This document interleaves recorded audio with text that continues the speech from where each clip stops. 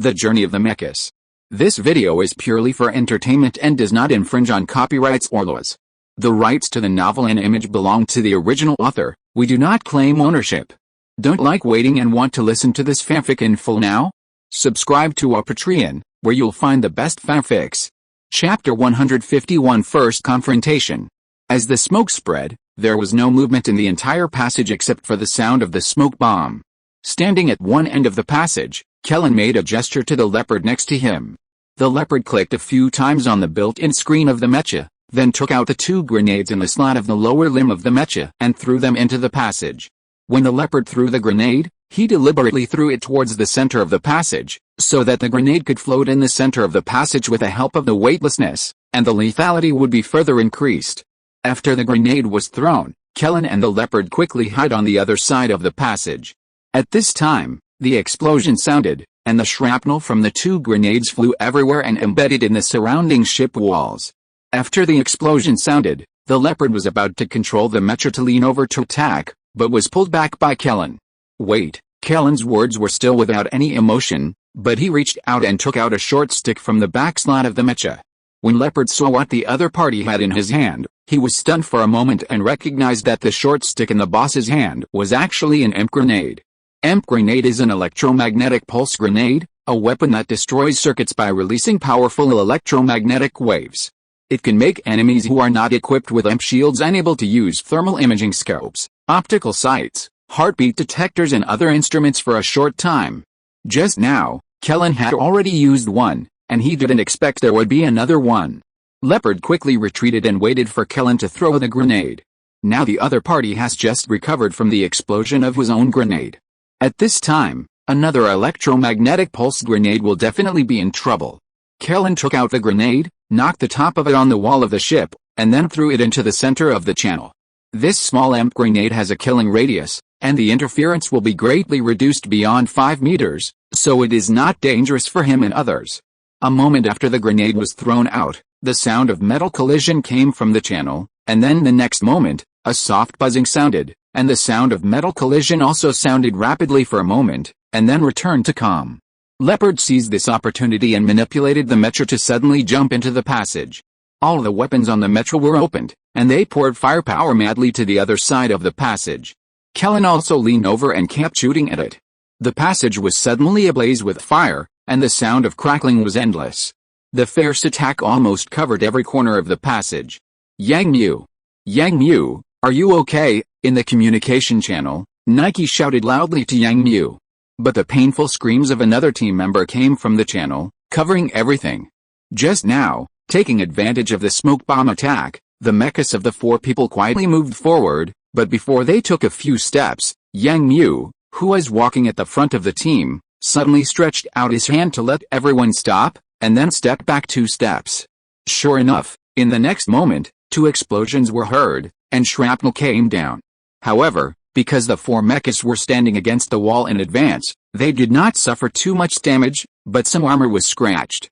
After the explosion, Nike just turned around in his mech and was ready to move forward, but before he started to move, Yang Mu, who was walking in front, suddenly shouted in the channel.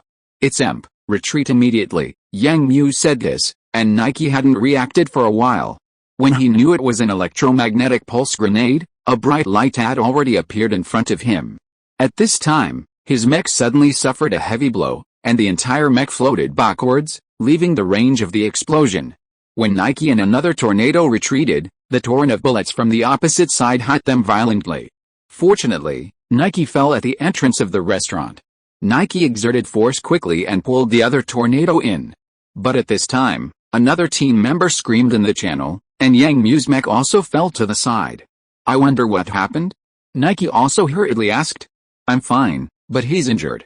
You guys pull him to the back." Hearing the faint voice coming from the channel, Yang Mu responded loudly, and at the same time pulled the mecha next to him behind the door. Just now, when the grenade exploded, he was on guard and carefully watched for possible attacks, but he didn't expect the other party to suddenly throw a small stick-like thing again. The knowledgeable Yang Mu quickly realized that this thing was an electromagnetic pulse grenade, and immediately warned the mecha behind him loudly, and at the same time retreated. But the passage was too narrow, and it was a bit difficult for two mechas to run side by side. When Yang Mu retreated, he could only kick the mechas behind him vigorously, and finally escape the attack range of the explosion. But the sudden bullet attack in an instant also caught Yang Mu off guard. When Yang Mu tried his best to dodge, he was still hit by bullets in many places, but fortunately, the cockpit was not injured. The other mecha next to him was unlucky. The cockpit was hit by the opponent, and the driver inside seemed to be injured. In the first confrontation, Yang Mu and his team suffered a small loss. In order to avoid the barrage, Yang Mu could only pull the opponent down to the floor, and then slowly approach the restaurant next to him. Hearing Yang Mu's words, Nick felt relieved, but he became nervous again. The team members were injured. In this weightless situation, it would be very serious. If they were not careful, the team members would go into shock due to excessive blood loss.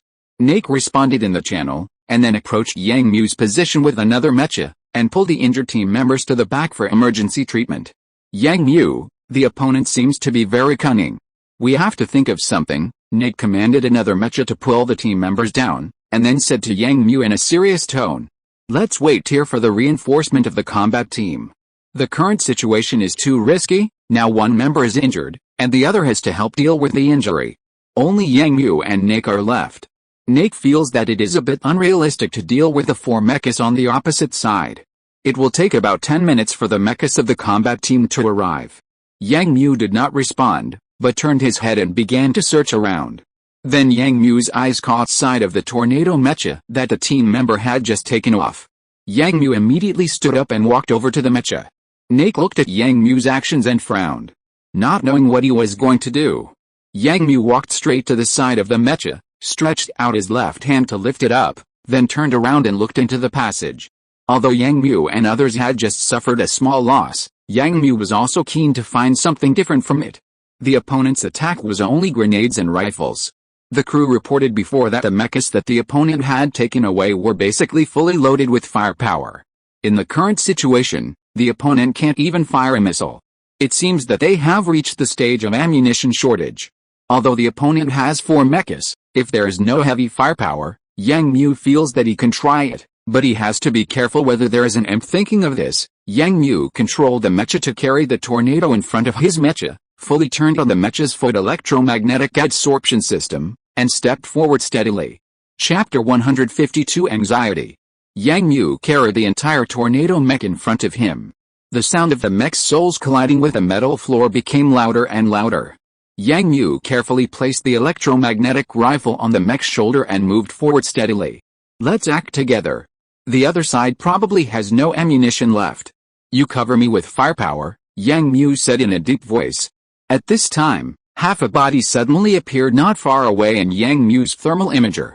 Yang Mu quickly moved the muzzle and fired fiercely in that direction.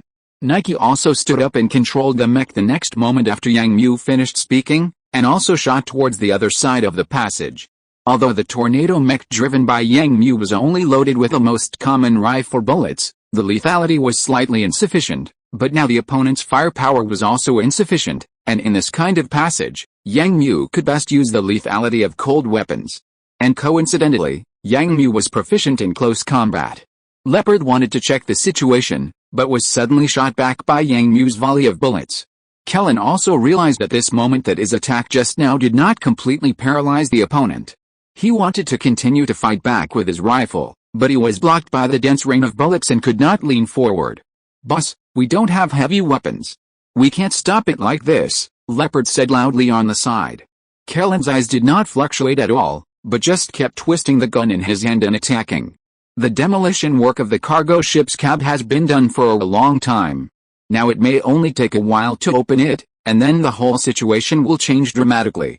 Kellen thought so, while Yang Mu wanted to quickly break through the entire passage and quickly achieve results. The two sides had different ideas, but under the attack of only rifles, the offensives of both sides were different. Yang Mu was carrying another tornado mech in front of him, which helped him block many attacks and allow him to fight back calmly. Although the speed slowed down, Yang Mu controlled the mech and slowly stepped forward step by step. The distance from the opponent's passage fork was less than 10 meters. Nike, who was beside him, was also constantly suppressing the opponent's firepower at this time, so that the opponent could not fight back smoothly. The two mechas were gradually moving forward. When he got here, Yang Mu suddenly stopped, threw the rifle in the right hand of the mech on the ground, and then swung his whole arm forward with force, and the thorn on the wrist popped out.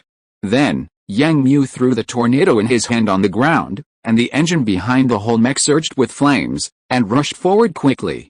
Nike saw Yang Mu's sudden action, and before he could ask the reason, he could only grit his teeth and put the rifle in his hand back on the weapon rack and pulled out the chain sword on the mech. He also rushed over. Leopard saw this situation almost immediately. His firepower output, apart from catching the opponent off guard, was now completely unable to pose a strong threat to the opponent, and there was even a tendency to be suppressed by the opponent. Seeing the sparks from the bullets he fired on the opponent's mecha getting closer and closer, Leopard silently drew out the dagger on his mecha while wondering why the opponent's armor could not be broken. Kellen also threw out a sharp knife at this moment, ready to start hand-to-hand combat. The next moment, Leopard, who had just jumped out from one side of the passage, suddenly came into contact with Yang Mu. The weapons in the hands of the two people collided, creating a bright spark, and then there was a loud sound of collision.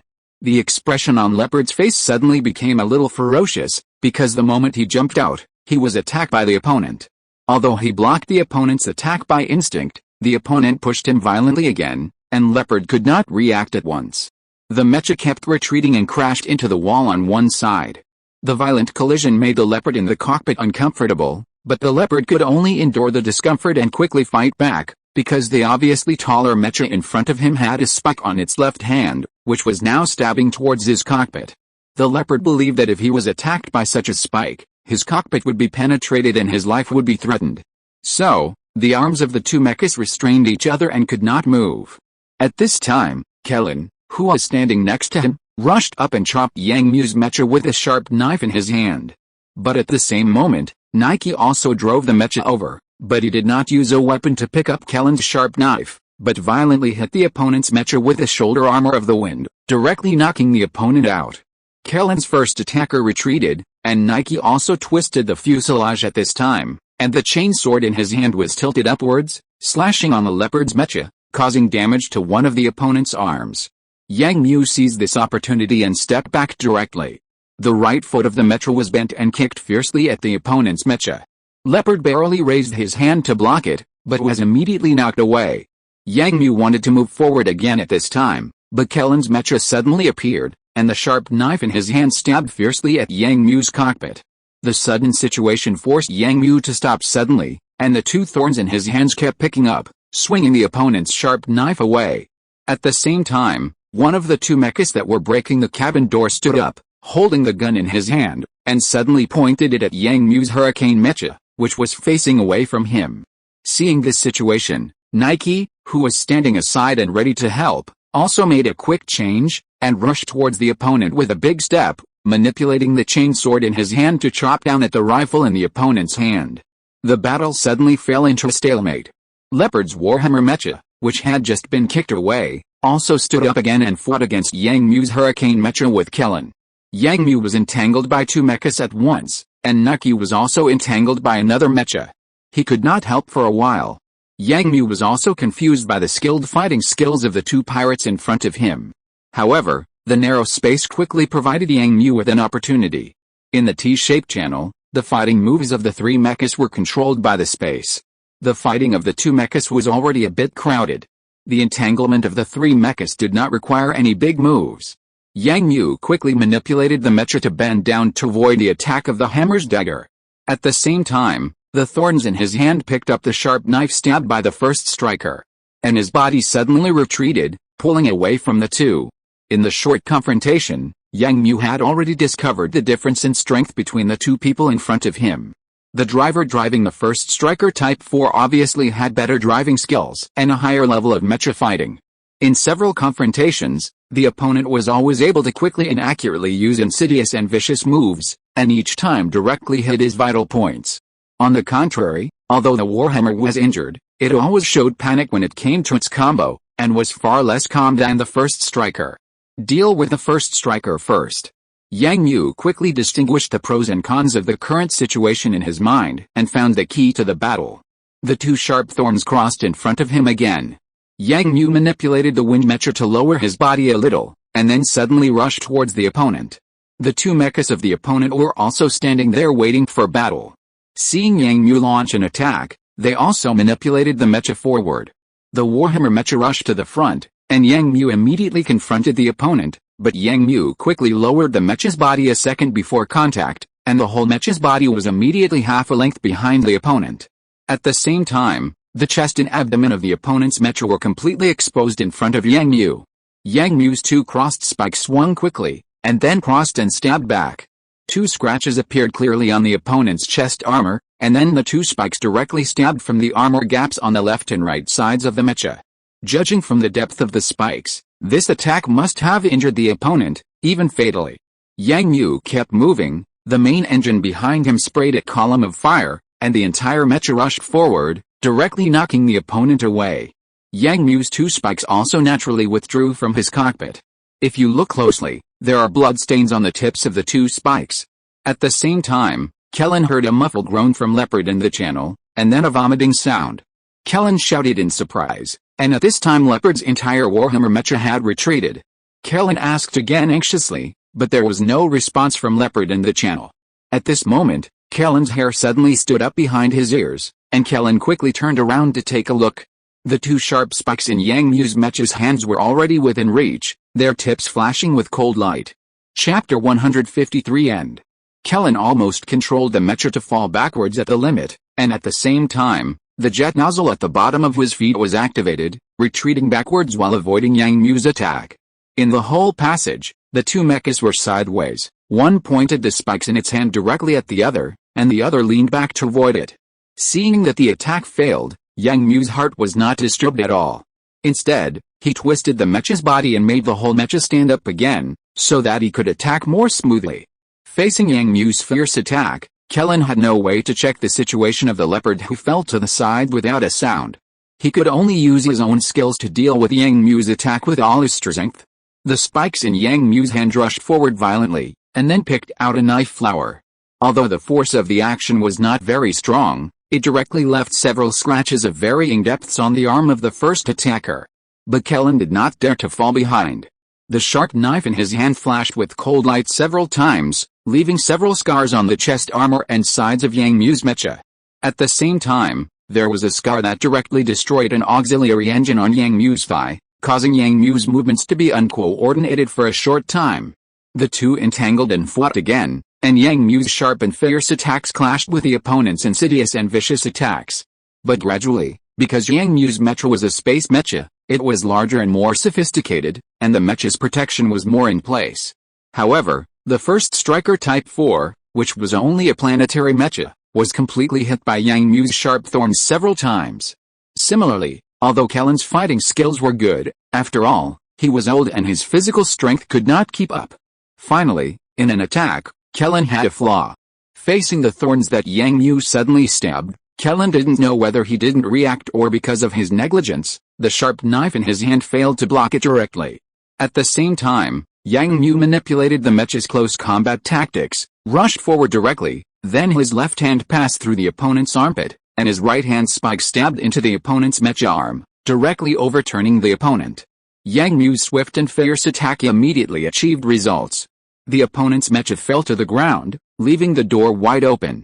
Seeing this, Yang Mu immediately rotated the two sharp knives in his hand downwards, and was about to stab them fiercely into Kellen's cockpit.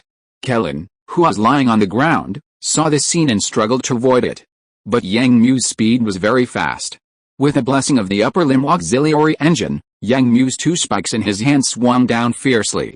Everything seemed to be a foregone conclusion in the next moment, but at this moment, the arm of a mecha suddenly attacked, rushed directly towards Yang Mu, and hugged Yang Mu and crashed out directly. Yang Mu's attack was in vain. Boss. Let's go, in Kellen's channel. At this moment, the painful roar of the Leopard sounded, the whole voice was filled with pain, and there was a hint of despair and determination. In the next moment, the Warhammer mech tightly hugged the fuselage of Yang Mu's tornado mech, and the red engine behind it suddenly turned from red to blue, and the button ring inside began to change direction. Yang Mu. Get him away. He's going to self-destruct. Yang Mu was using the thorns to stab into the opponent's cockpit, letting the opponent release his hands that were restraining his fuselage. But at this time, he suddenly heard Nike's loud warning. In the Warhammer mech, Leopard was breathing heavily, his eyes were staring at the tornado mech in front of him, and on his abdomen, a hideous wound was soaked with blood. Yang Mu also immediately lowered his head and saw the main engine behind the opponent's mech rotating differently. Nike struggled hard, kicked away the mech that was about to be killed by him, and came towards Yang Mu. Karen, who was lying on the ground, also stood up and saw Leopard's actions and shouted loudly. But it was too late. The blue light behind the Warhammer mech was getting bigger and bigger. Nake rushed forward recklessly, but Kellen pulled back and closed his eyes. It's too late. Nake saw the state of the Warhammer mech, shouted in his heart, closed his eyes helplessly, and his expression was a little ferocious. But the next moment, there was no explosion where Yang Mu was. Nake opened his eyes in surprise and looked over. He just saw that the Warhammer that was holding the tornado mech tightly let go and fell down. On the two thorns of Yang Mu's mech, there was a part. It was the main engine behind the Warhammer mech. Yang Mu panted and looked at the situation in front of him.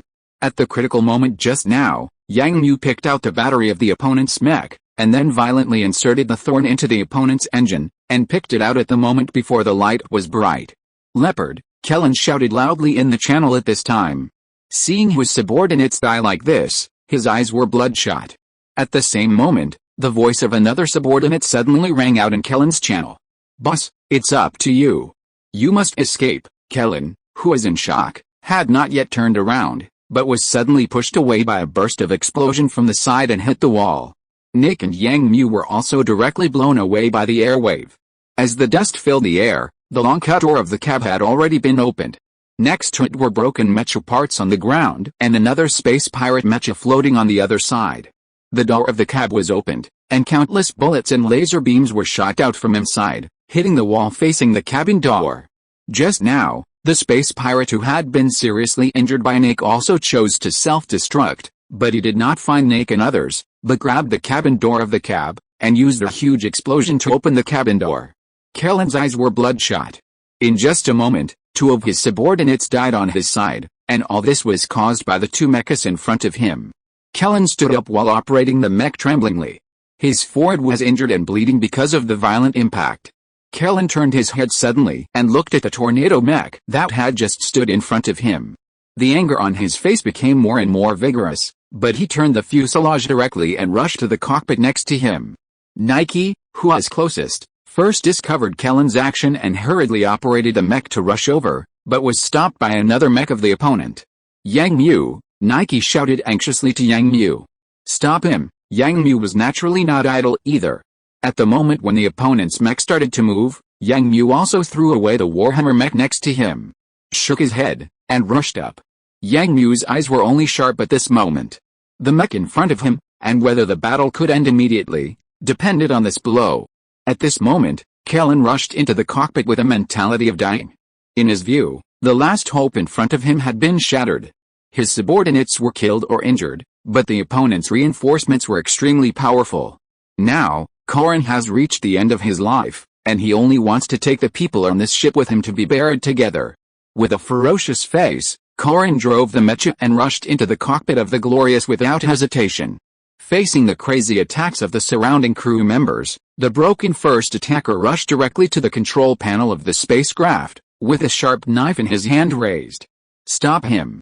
He wants to destroy the control panel. The captain of the Glorious found this situation and shouted in horror, but the crew members next to him were almost all armed with weapons. No one was wearing a mecha, so they could not go forward to stop him directly, and the attack was ineffective for a while. Korin showed a crazy expression of success on his face, laughed desperately, and swung the sharp knife in his hand. But in the next moment, Korin's eyes suddenly widened, and then he slowly lowered his head to look at his chest in disbelief. A thorn pierced through his chest, and blood dripped out in a ball shape, floating out in a state of weightlessness. The cockpit was quiet at this time, and in the center of the cockpit, two mechas stood one after another. The tall mecha behind stretched out its right hand, and the weapon in its hand penetrated the opponent's mecha from behind. The right hand raised by the mecha in front also slowly fell, leaving only a small scratch on the console. Kellen slowly raised his head, and with the help of the holographic helmet, he saw the situation outside the spaceship. In the vast universe, the bright stars twinkled. Kellen opened his mouth, but no sound came out. Looking at his mouth shape, it seemed to be telling the unwillingness in his heart. Today, the final participation of the blood skull was also destroyed in the hands of Yang Mu by accident. And the 18-year-old Yang Mu, by accident, finally helped this fleet to resolve a shocking crisis. There has been some water recently, and the plot will be switched immediately. There may be some tricks next. Everyone should know why. Thank you for your support. Chapter 154 Return to Planet Aquamarine. Ladies and gentlemen, the plane has safely arrived at the Halen City Airport. The ground temperature is 2 degrees Celsius. The plane is taxiing. For the safety of you and others, please do not stand up or open the luggage rack. The broadcast in the plane woke up Yang Mu, who was still sleeping. He took off his eye mask casually, looked around in confusion, and wiped his face with his hand. Are we there? On the plane flying from the space elevator island at the equator to Halen City, Yang Mu turned his head and said to Su Yuanming, who was sitting next to him and reading a book. Well, we're here. Su Yuanming slowly closed the book, turned his head to look at Yang Mu, and said with a smile, "Thank you for your care." Next, Yang Mu shrugged, sat up straight, turned his head to look out the window, and Halen City outside the window was sunny at the moment. The crisis of the cargo fleet encountering star pirates was successfully disintegrated under Yang Mu's final blow. The army of the New Song Star region also hurried over to help the fleet eliminate the last remnants of star pirates. The entire fleet finally won the final victory against the star pirates. This star pirate crisis brought considerable losses to the fleet. More than a dozen small spaceships were completely destroyed, and 2 medium-sized spaceships were seriously damaged. The glow was also overloaded and the quantum engine was damaged. It had to go to the nearest planet with the army for repairs.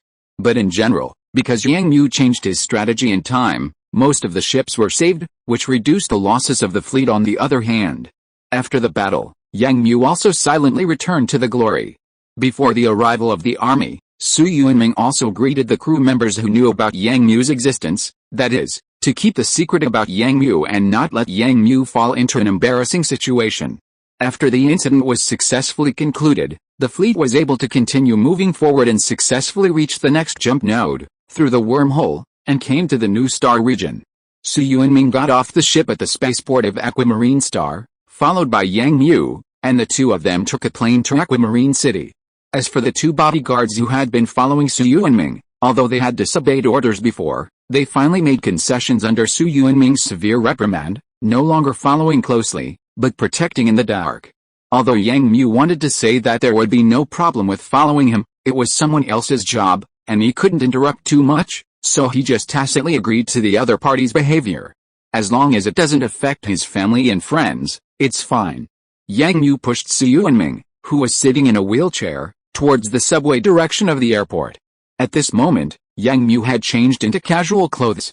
During this period, there were volunteers from the airport who came up to help. Yang Mu had a lot of things in his heart, so he didn't refuse and let him help him push Su Yuanming. "You look pretty well built here." Su Yuanming smiled and looked around, then said. Yang Mu smiled when he heard what the other party said, and said with some pride, "Of course, after all, this is the administrative star of the New Star domain." After half a year, Yang Mu stepped on this familiar land again. At this moment, he was a little excited. Of course. He agreed with Su Yuanming's words. Su Yuanming also nodded and said with a look of approval. Yang Mu did not talk to Su Yuanming anymore, because the volunteer who was pushing the wheelchair next to him had already started to help Yang Mu introduce the Blue Sea Star. Yang Mu carried his own bag and pushed Su Yuanming's 2 suitcases towards the subway entrance. At this time, an old man passed by and was walking forward with a suitcase, panting. The roller of the suitcase seemed to be broken. The gray-haired old man seemed to be carrying the suitcase with great effort, and he kept breathing heavily after walking 2 steps. Seeing that he seemed to be walking towards the subway entrance, Yang Mu glanced at Su Yuanming. The volunteer next to him seemed to have noticed this situation, but he was pushing Su Yuanming's wheelchair and was a little embarrassed. Seeing that the volunteer seemed to want to ask his companion to help, Yang Mu talked to the other party, put down the 2 suitcases in his hand, and then walked straight towards the old man. "Old man, do you need help?" Although Yang Mu had changed into casual clothes, the military green backpack on his body, Yang Mu's upright posture and firm tone still made the old man stunned for a moment, and then smiled and nodded. Yang Mu pursed his lips and stretched out his hand to take the box from the old man. Young man, this is troublesome. This box is broken here. The old man handed the box to Yang Mu a little embarrassedly and said to Yang Mu. Yang Mu picked up the box, but he didn't care about it. He smiled and said to the old man, "It's okay. You are going to the subway too, right? Let's go together." "Okay, thank you for troubling you." Yang Mu was still smiling, holding the old man with one hand and carrying his heavy box with the other, and walked towards the escalator on the side. Su Yuanming followed behind him at this time. Seeing Su Yuanming sitting in a wheelchair, the old man was stunned again and looked at Yang Mu. Yang Mu also quickly explained that this was his friend. The old man understood, but looking at Su Yuanming's young face, he showed a trace of pity on his face. "Young man, you are sitting in a wheelchair at such a young age. Did you get hurt accidentally?" Su Yuanming looked at the old gentleman, still with a gentle smile on his face, and said softly, "It's a problem since childhood. Young people still need better treatment." The old man knows the tricks. If the young man, the old gentleman seemed to be very caring towards the young man. Seeing Su Yuanming's calmness, he also showed that he had some connections. He was about to take something out of his body, but he saw Su Yuanming shook his head. "Old gentleman, sometimes pain is a good thing. At least it makes me remember certain people and things." Slightly lonely and mature words suddenly came out of Su Yuanming's mouth. The old gentleman saw Su Yuanming's calm eyes, stopped talking, looked at Su Yuanming, then looked at Yang Mu, nodded silently, sighed, turned around, and asked Yang Mu again.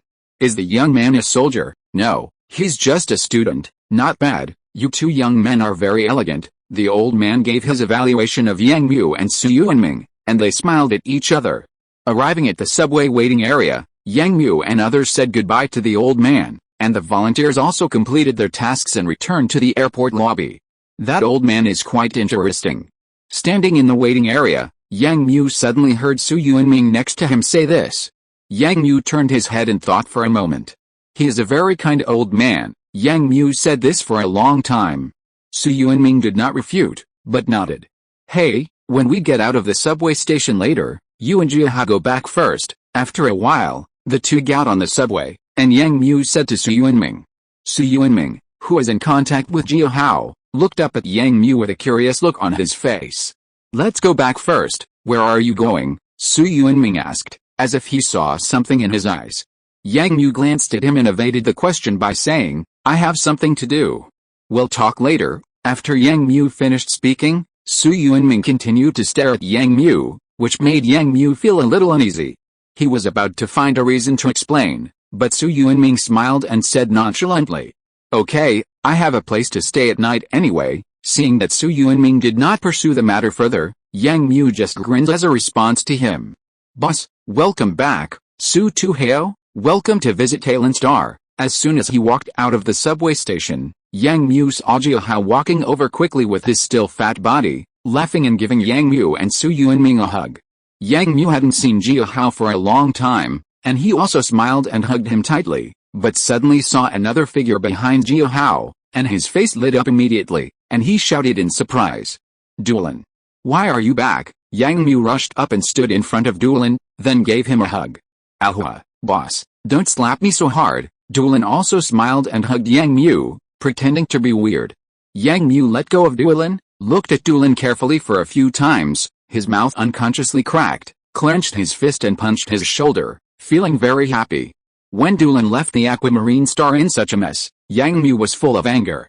He thought he would not see him for at least a long time, but now Dulan can appear here, which also surprised Yang Mu. "How long will you stay here this time?" Seeing that Dulan seemed to have gained a little weight, Yang Mu asked excitedly. "Stay until Jiahao goes back to school." Dulan said this, his eyes full of smiles. Hearing Dulan's words, Yang Mu was also very satisfied. He patted Dulan's shoulder and kept saying good. At this time, Jiahao also pushed Su Yuanming up. Dulan and Su Yuanming said hello, and Jiahao said to Yang Mu at this time, "Boss, let's talk while we walk. Let's go to my house for lunch today. Uncle A said he will treat us to dinner tonight." Jiahao said this, urging Yang Mu to go back quickly. Yang Mu shook his head and said to Jiahao and the others with a smile, "Don't worry, you help me take the things back. I'll go out first. There's something I need to deal with first." Yang Mu's words were very vague. Dulan didn't quite understand, but Jiahao immediately realized something and showed a mean smile on his face. Oh, okay, then boss, we'll go back first, you take your time to deal with it. Hey, seeing the fat man's clear look, Yang Mu knew what this guy was thinking, and Yang Mu had no choice but to be angry. After sending the 3 people to the taxi, Yang Mu also took a taxi and reported an address, which was the address of Chen Kei's uncle's house. Counting the past few days, Chen Kei would at most return home one day earlier than himself. If he rushed over now, he would see what happened and maybe he could help. I just hope it's not a big deal. As Yang Mu was thinking this, the floating taxi had already passed an intersection and was heading in the direction Yang Mu said. Chapter 155 Searching for Relatives. Arriving at the old neighborhood of Uncle Chen Kei's home, Yang Mu got off the taxi and bumped into someone here. The old man carrying a heavy suitcase that he had just met at the airport. Unexpectedly, this old man also lived in this neighborhood. Yang Mu couldn't stay silent, so he walked up to say hello. The old man spotted Yang Mu first, put the suitcase on the ground, and said hello to Yang Mu. What a coincidence, you live here, Yang Mu said, a little surprised. The old man smiled and shook his head, saying, no, I'm here to do something, young man. Why are you here too? Do you live here? The old man asked back. Yang Mu touched his nose, but answered embarrassedly. No, I'm coming to see my classmates. When the old man saw Yang Mu say this, he was also quite surprised that he came to see his classmates right after getting off the plane, but he didn't say much, pointing to his things and said, okay, I have something else to do, so I'll leave first, young man. Yang Mu nodded and watched the old man walk into the community. At this time, he also noticed that the car he took when he came here was actually a very luxurious cloud walker. Why would such an old man who looked like he had a wealthy family come here at this time? Yang Mu was puzzled, but it was only a flash. He lowered his head and opened his personal terminal to check. He found that Chen Kei had not replied to his message yet. Yang Mu sighed and prepared to go directly to Chen Kei's house and knock on the door. Walking into the community, Yang Mu found the entrance to Chen Kei's uncle's house with his memory, and then walked up, but before he reached his door, he heard the sound of conversation coming from inside, and the tone seemed to be a little excited. Yang Mu looked up and was surprised to find that the sound came from Chen Kei's uncle's house. Mr. Kong, this is our old housekeeper, Ho Pengqiu. Let the old housekeeper explain your niece's matter now. Chen Kei's uncle Kong Hai was sitting on the sofa in the living room, smoking a cigarette, and didn't say anything. Next to him, Chen Kei was also sitting there, with a suitcase beside her. She looked like she had just returned, but she was just pouring tea for a few people in suits and leather shoes, and she didn't seem to care about what they said. As for Chen Kei's aunt and the other 2 children, they were all in the room at the moment and didn't come out to participate in this matter. Just a week ago, when Chen Kei was still preparing for her first semester final exam, a call from her uncle forced Chen Kei to rush back. Something big happened in the Kong family. On an ordinary cold winter day, 2 men in suits and leather shoes came to the door and told Chen Kei's aunt that they were employees of the Victory Group and came to handle the upbringing of Miss Chen Kei. It was on that day that the Kong Hai family learned that their sister, who had studied at a prestigious university, returned to the Blue Sea Star after graduating from university and gave birth to a girl alone. It turned out that she was the only child of this group. And that child was Chen Kei. This is almost a scene that only appears in movies and TV series. It is really in front of Kong Hai. After her uncle said it twice, Chen Kei thought that her uncle was joking. But in the end, in her uncle's firm tone, Chen Kei finally realized that all this was true. Chen Kei's DNA and the identity information included in the system in the population census of Halen Star has matched the other parties, and the head of the group named Chen Jin. The purpose of the other party coming here today is to discuss with Kong Hai and take Chen Kei away. They will pay Kong Hai 15 years of child support, and at the same time give Kong Hai a new house and a new hovercraft, but there is a condition. That is, Chen Kei must completely sever blood ties with Kong Hai and even the collateral relatives on this side. The other party also explained that this is to avoid many unnecessary troubles. Kong Hai and Chen Kei, who knew the news, were silent at the same time. The aunt who had been happily encouraging Kong Hai to agree, also dared not intervene in this matter again because of Kong Hai's slap. The 2 people from the Victory Group have come here for the 4th time today. At the same time, In order to facilitate this matter as soon as possible, the old housekeeper who was far away in Nakavi, the Osa ecological planet, also came in person to solve this matter. Hello, Mr. Kong, the old man is the old housekeeper of the Chen family. Today he's here for this matter. Ho Pinky-oo showed a gentle smile, without reaching out his hand, but just bent down and took out a few documents from the suitcase he had just brought. I won't talk about the conditions they told you before. This is the regional law of the New Star domain and the adoption law of PAJR.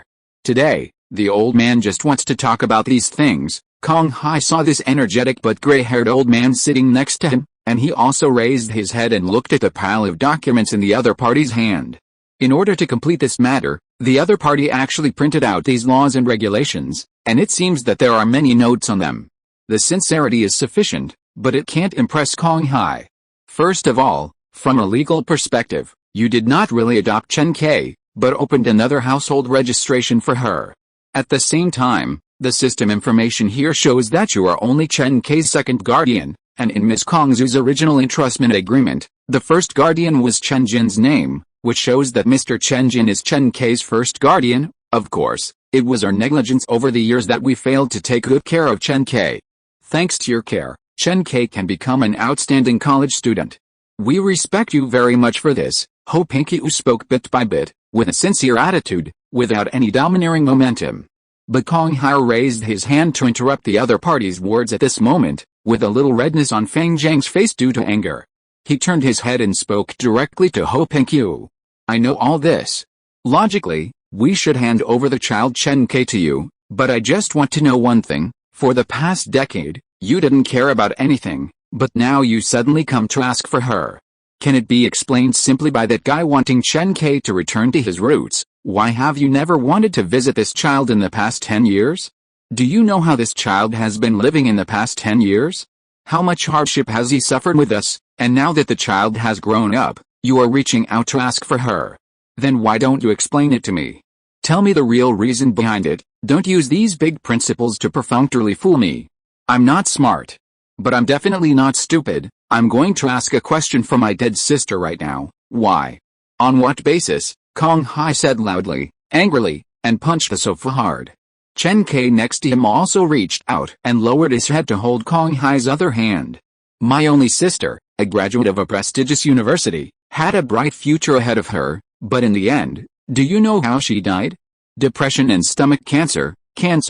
She was only 25 or 26 years old, and she was gone. When did that guy named Chen Jin ever care about this, huh? A man who had always been honest and dutiful, gritted his teeth and persisted in the face of the hardships of life, but now, he was furious and desperate. Kong Hai was still talking loudly. Yang Mu, who was standing outside the door, heard this secret and widened his eyes, while Chen K, who was beside Kong Hai, trembled and looked up at her uncle who was filled with grief and indignation. The living room suddenly fell into silence. Ho Pinky-oo, who was sitting next to Kong Hai, heard these words and his eyes flickered, as if he was thinking about something.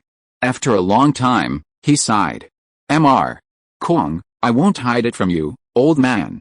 I really can't explain other things, but the reason why I came here today is because Chen Jin is still waiting for Miss Chen K to save his life. If you're listening to this novel on a channel other than Fanfic World, it means they downloaded and uploaded it without effort. We cordially invite you to visit our channel, Mundo Fanfic Novelists. There you'll find the original version of this story and you can explore many other novels of various genres. We're waiting for you to immerse yourself in a world of incredible novels.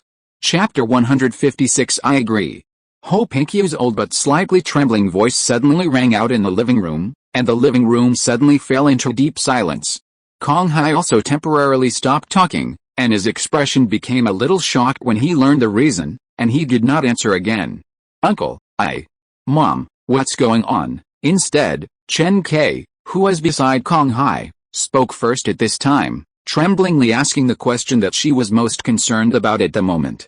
In Chen K's past memories, her mother left suddenly, and in her uncle's explanation, her mother left because she had important things to do.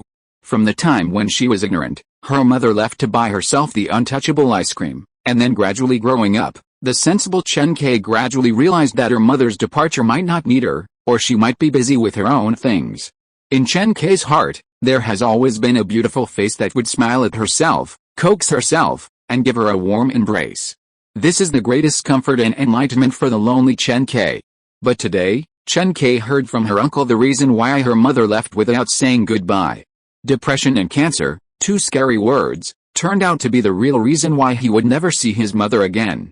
But if his uncle hadn't said it today, Chen Kai would still be in the dark, and would still simply think that he was just a child abandoned by his mother. How did he spend the last years away from his mother?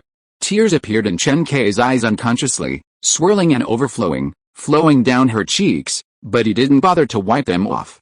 Kong Hai was stunned when he heard Chen Kai's question. He lowered his head woodenly and looked at Chen Kai, who was holding his arm next to him. Looking at the 2 lines of tears on Chen Kai's face, Kong Hai seemed to remember that painful period of time, and lowered his head in self-blame, with a deep sadness on his face. At this moment, Ho Pinkyu on the side seemed to be infected by the emotions of this uncle and nephew, and was silent. Perhaps after thinking for a moment, Kong Hai seemed to have figured something out. He raised his head, stretched out his hand and gently wiped the tears from his niece's face, and looked at Chen Kai and said slowly, "Zio Kai, this matter is really not something that your uncle wants to hide from you, it's really, you shouldn't know this kind of thing so early. You have to remember that your mother is a great person. From the moment you were born, she has loved you the most." At this point, Kong Hai suddenly sniffed his nose. A man couldn't help crying, and he continued to talk to Chen Kai with a sob. "A week after your mother put you here, she was in the hospital. On the last night, I held you in my arms and looked at her. Little sister, your mother said one thing. She said you are a quiet girl, and you will definitely become a promising person in the future." Kong Hai wiped his tears and said. Chen Kai, who was beside him, couldn't stop crying when she heard her uncle's description. One hand grabbed Kong Hai's hand, silently. The living room fell into a sad atmosphere at this moment. Ho Pinkyu didn't say anything at this time, but handed over a few tissues at the right time. After the sadness, Kong Hai gradually calmed down his emotions, sorted out his emotions a little, raised his head, looked at Ho Pinkyu, and said again, "This old man. You just said that the guy named Chen Jin was waiting for Chen Kai to save his life, so what disease did he have?" Kong Hai returned to the previous question. Ho Pinkyu was obviously stunned for a moment, and seemed to be a little vague. "So it's just an excuse to evade us?" Kong Hai saw the other party's look and said with disappointment. "No, Mr. Kong, this matter, Alice, I hope you don't spread it casually," Ho Pinkyu sighed and said hurriedly after seeing Kong Hai's attitude. Chen Jin didn't have any disease to be precise, but because of an accident.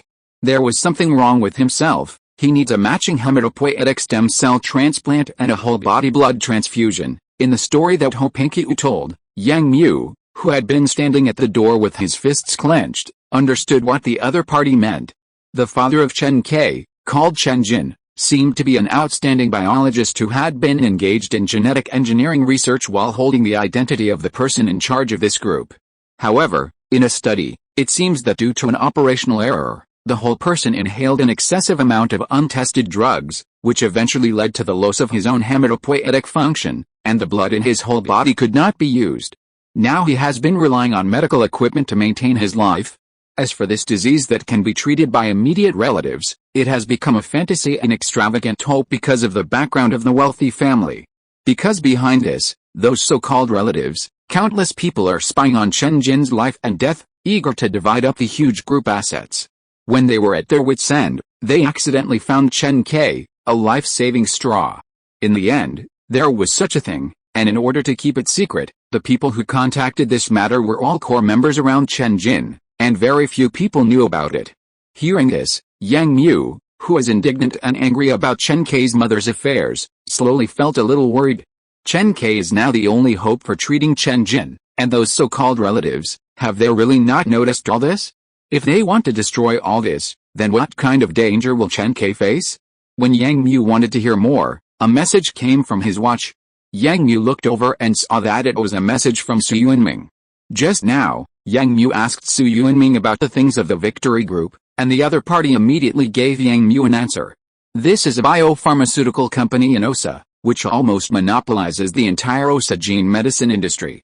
The various strengthening medicines it produces are also popular in the Milky Way. The group of Su Yuanming's family also has business dealings with the other party. At this moment, Yang Mu also suddenly realized that this company, which he knew in his previous life, seemed to have become a shocking news when he was in college.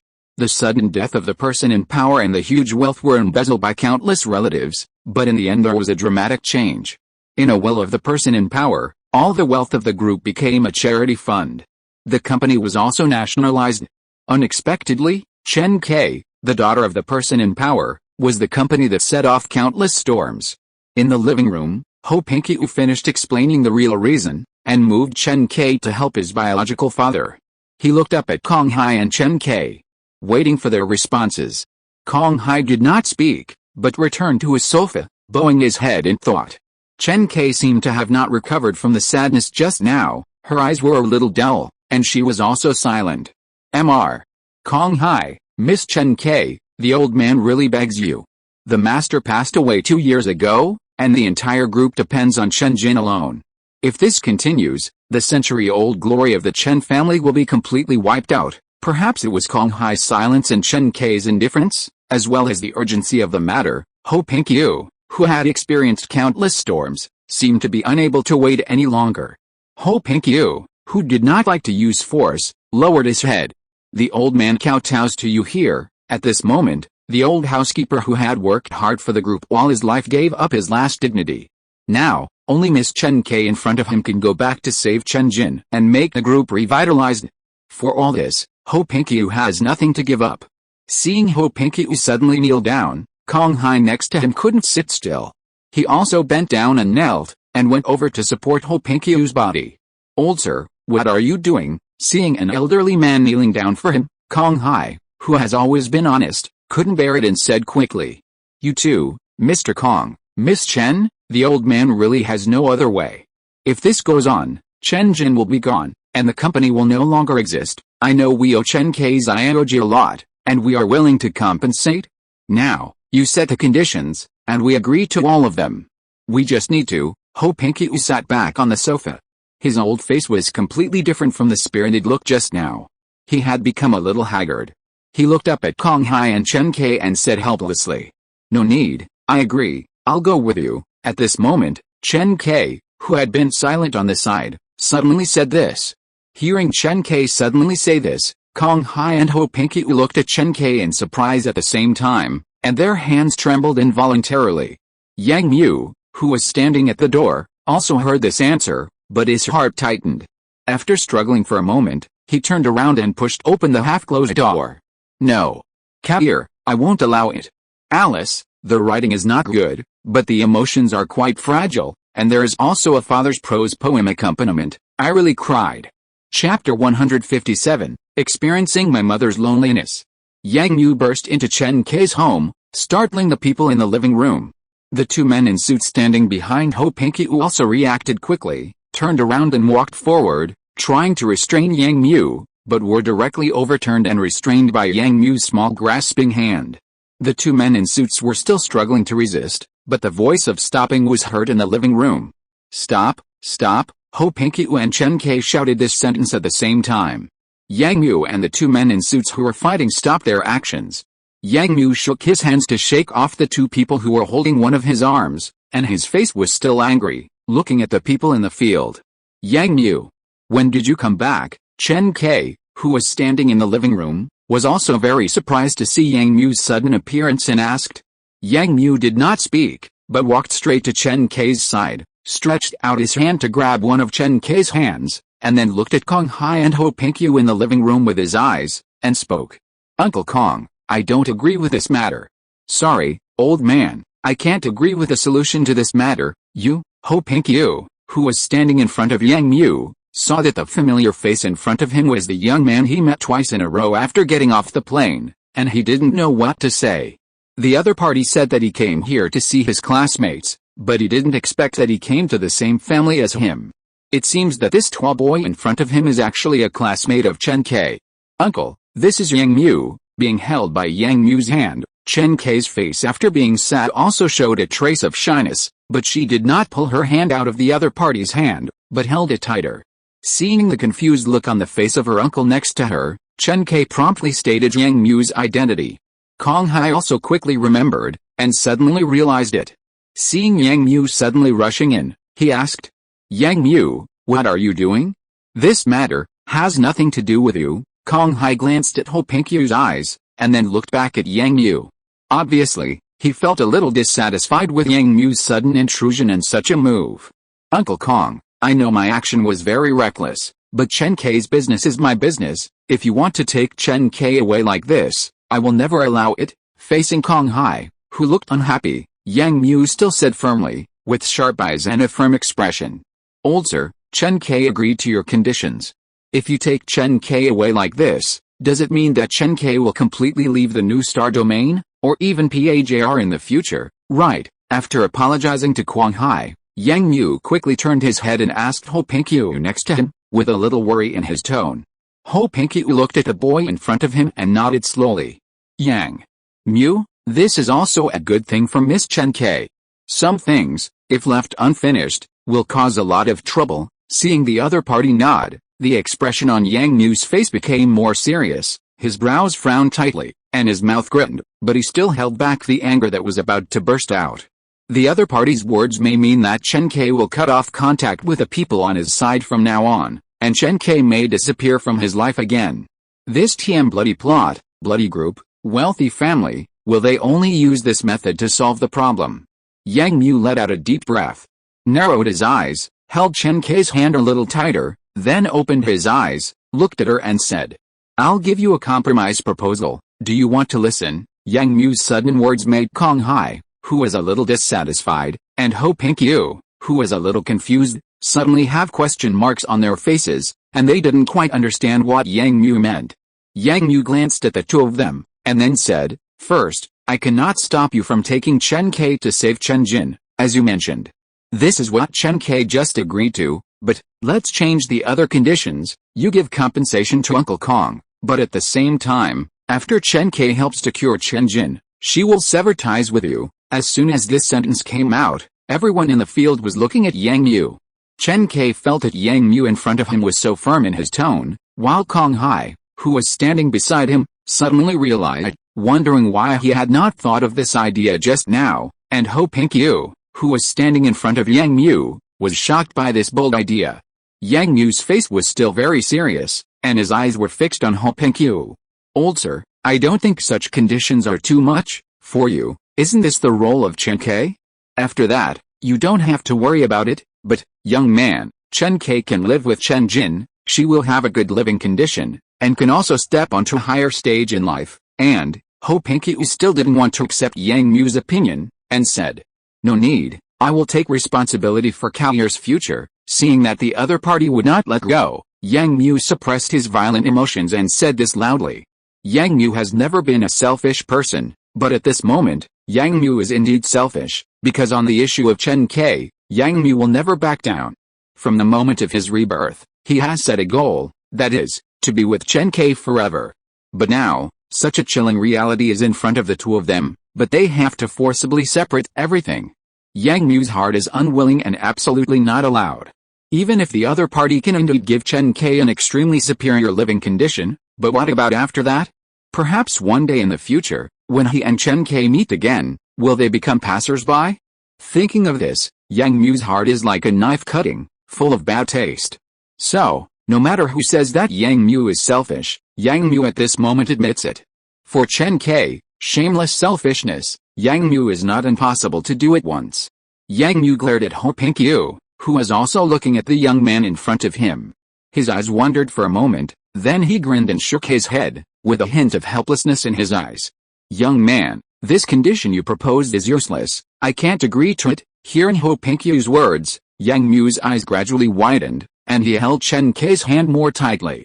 Chen K, who was a little painful from Yang Mu's grip, turned her head to look at Yang Mu for a few times, then turned her head and said to Ho Pinkyu calmly, "What if this condition was proposed by me?" The living room fell silent again.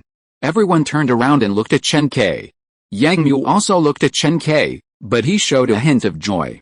Chen K said to Ho Pinkyu without changing his expression, "Old man, I didn't want to save him at first, because he doesn't deserve to be a father. But when I thought about my mother suffering from illness alone and dying of depression, I changed my mind." Chen K slowly closed her eyes, then slowly opened them, with a hint of resentment in her eyes. I want to save him and tell him all these things one by one. I want him to personally experience the pain that my mother went through during those lonely years. Chapter 158 Acceptance of Conditions. Chen Kai spoke slowly without any emotion. Yang Mu looked at Chen Kai and saw that Chen Kai's eyes were filled with tears again. Yang Mu saw Chen Kai's expression and silently held Chen Kai's hand. Kong Hai, who was standing aside, also looked at Chen Kai, then turned his head and looked at Ho Pinkyu again. His eyes swept across everyone's faces. Perhaps he thought of something, sighed, and sat down on the sofa in a somewhat depressed manner. His face with stubble showed deep fatigue. Ho Pinkyu turned his head and wanted to listen to the voice of Kong Hai as a guardian. Kong Hai waved his hand, indicating that he didn't care about this matter at all. Xiao Kei has grown up. I think she can make her own decision on such matters. Kong Hai seemed to not want to face this matter again. After saying this, he lit a cigarette and turned his head to look aside. In the end, this matter was still reached according to Yang Mu, or Chen Kai's idea. Chen Kai will go to Halen Central Hospital in the near future for the most comprehensive physical examination, and will undergo a bone marrow donation operation at Halen Central Hospital later. This was also what Yang Mu had strongly requested later. Originally, Ho Pinkyu had the idea of taking Chen Kai to the star field of Osa and performing surgery in the best hospital there. But all this was stopped by Yang Mu. There were two reasons for this. First, the long journey for Chen Kai to go to a completely unfamiliar place was a burden on Chen Kai's body, and it was also unsafe. Second, there was less than half a month left before the new year, and Yang Mu had other plans to take Chen Kai. So Yang Mu put forward these two conditions. During the whole process, Chen Kai stood behind Yang Mu except for the previous sentence, as if leaving everything to Yang Mu. Yang Mu also tried his best to give Chen Kai the best conditions. In the end, Yang Mu also won a condition for Chen Kai, that is, Chen Kai's university tuition and living expenses were included in the compensation. Although Yang Mu was just an outsider who broke in temporarily, he seemed to be the one who led this matter at this moment. He listed all the matters in a clear and orderly manner, and Chen Kai, who stood behind Yang Mu, did not raise any objections. The conditions did not change much. After weighing the pros and cons, perhaps in order to save Chen Jin as soon as possible, Ho Pinkyu agreed to all this and stamped the paper contract with a red seal. Yang Mu saw clearly that the red seal had the Chinese characters Chen Jin. Everything ended there. Ho Pinkyu stood up to say goodbye. Kong Hai still did not say anything and had no intention of getting up to see him off. Yang Mu had no choice but to step forward and expressed his apologies at the moment of leaving. Facing Yang Mu's explanation, Ho Pinkyu's old face showed no expression. He just looked at Yang Mu deeply for a few times, then nodded in a daze and turned away.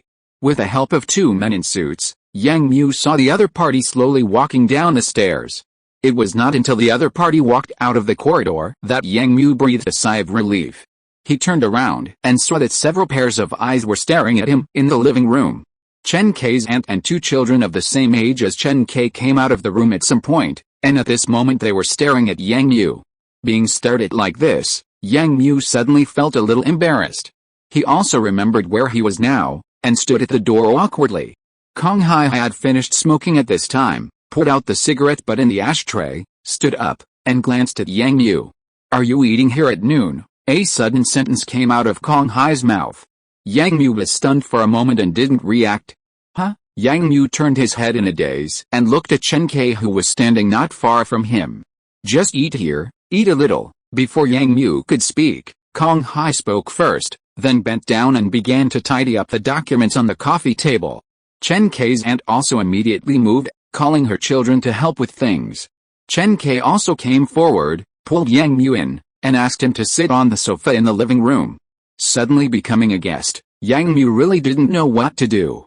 Just now, he forced his way in because he was concerned about Chen Kai's matter, but now, Yang Mu felt like he was meeting his father-in-law. His hands just kept rubbing on his knees, with a half-smile on his face, and he didn't know what expression it was. Perhaps because Chen Kai's matter was resolved, Kong Hai also put some things aside. Although he didn't talk to Yang Mu in the living room, he went to the kitchen to get busy. Chen Kai's cousins also helped out. In the kitchen, Chen Kai's aunt was the happiest, and it seemed that she had heard the conditions. Yang Mu sat on the sofa a little at a loss. Chen Kai sat next to Yang Mu. Seeing Yang Mu's nervous expression, she put her hand in Yang Mu's hand. "When did you come back?" "Today, I came as soon as I got off the plane," Yang Mu said to Chen Kai, looking at Chen Kai's still red face, and then looking at Chen Kai's family who were busy, and said to Chen Kai, "I went to your school to look for you, but I found out that you left early. I thought something serious had happened to you. Isn't this a big deal?" Chen Kai said with a pout. Yang Mu looked at him, smiled, and said nothing. Chen Kai saw that Yang Mu was smiling but not saying anything, so she patted him with her hand, and then she said nothing. The lunch at Chen Kai's house was very rich, and her aunt was also very enthusiastic.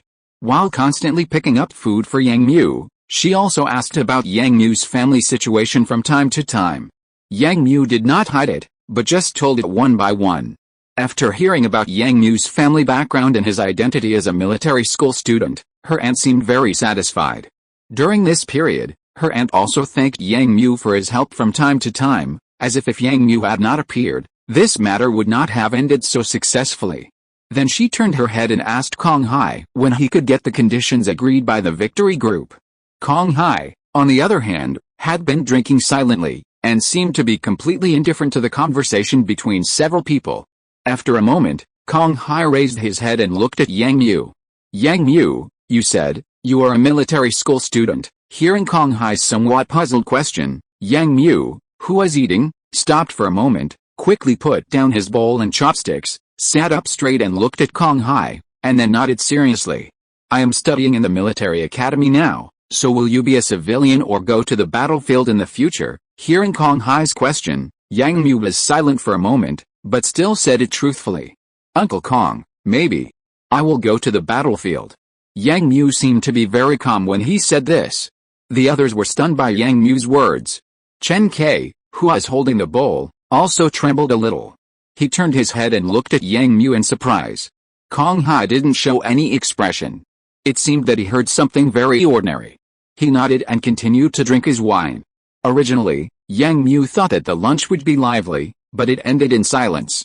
Yang Mu didn't want to stay any longer, so he said goodbye, and Chen Kai followed him out to see Yang Mu off.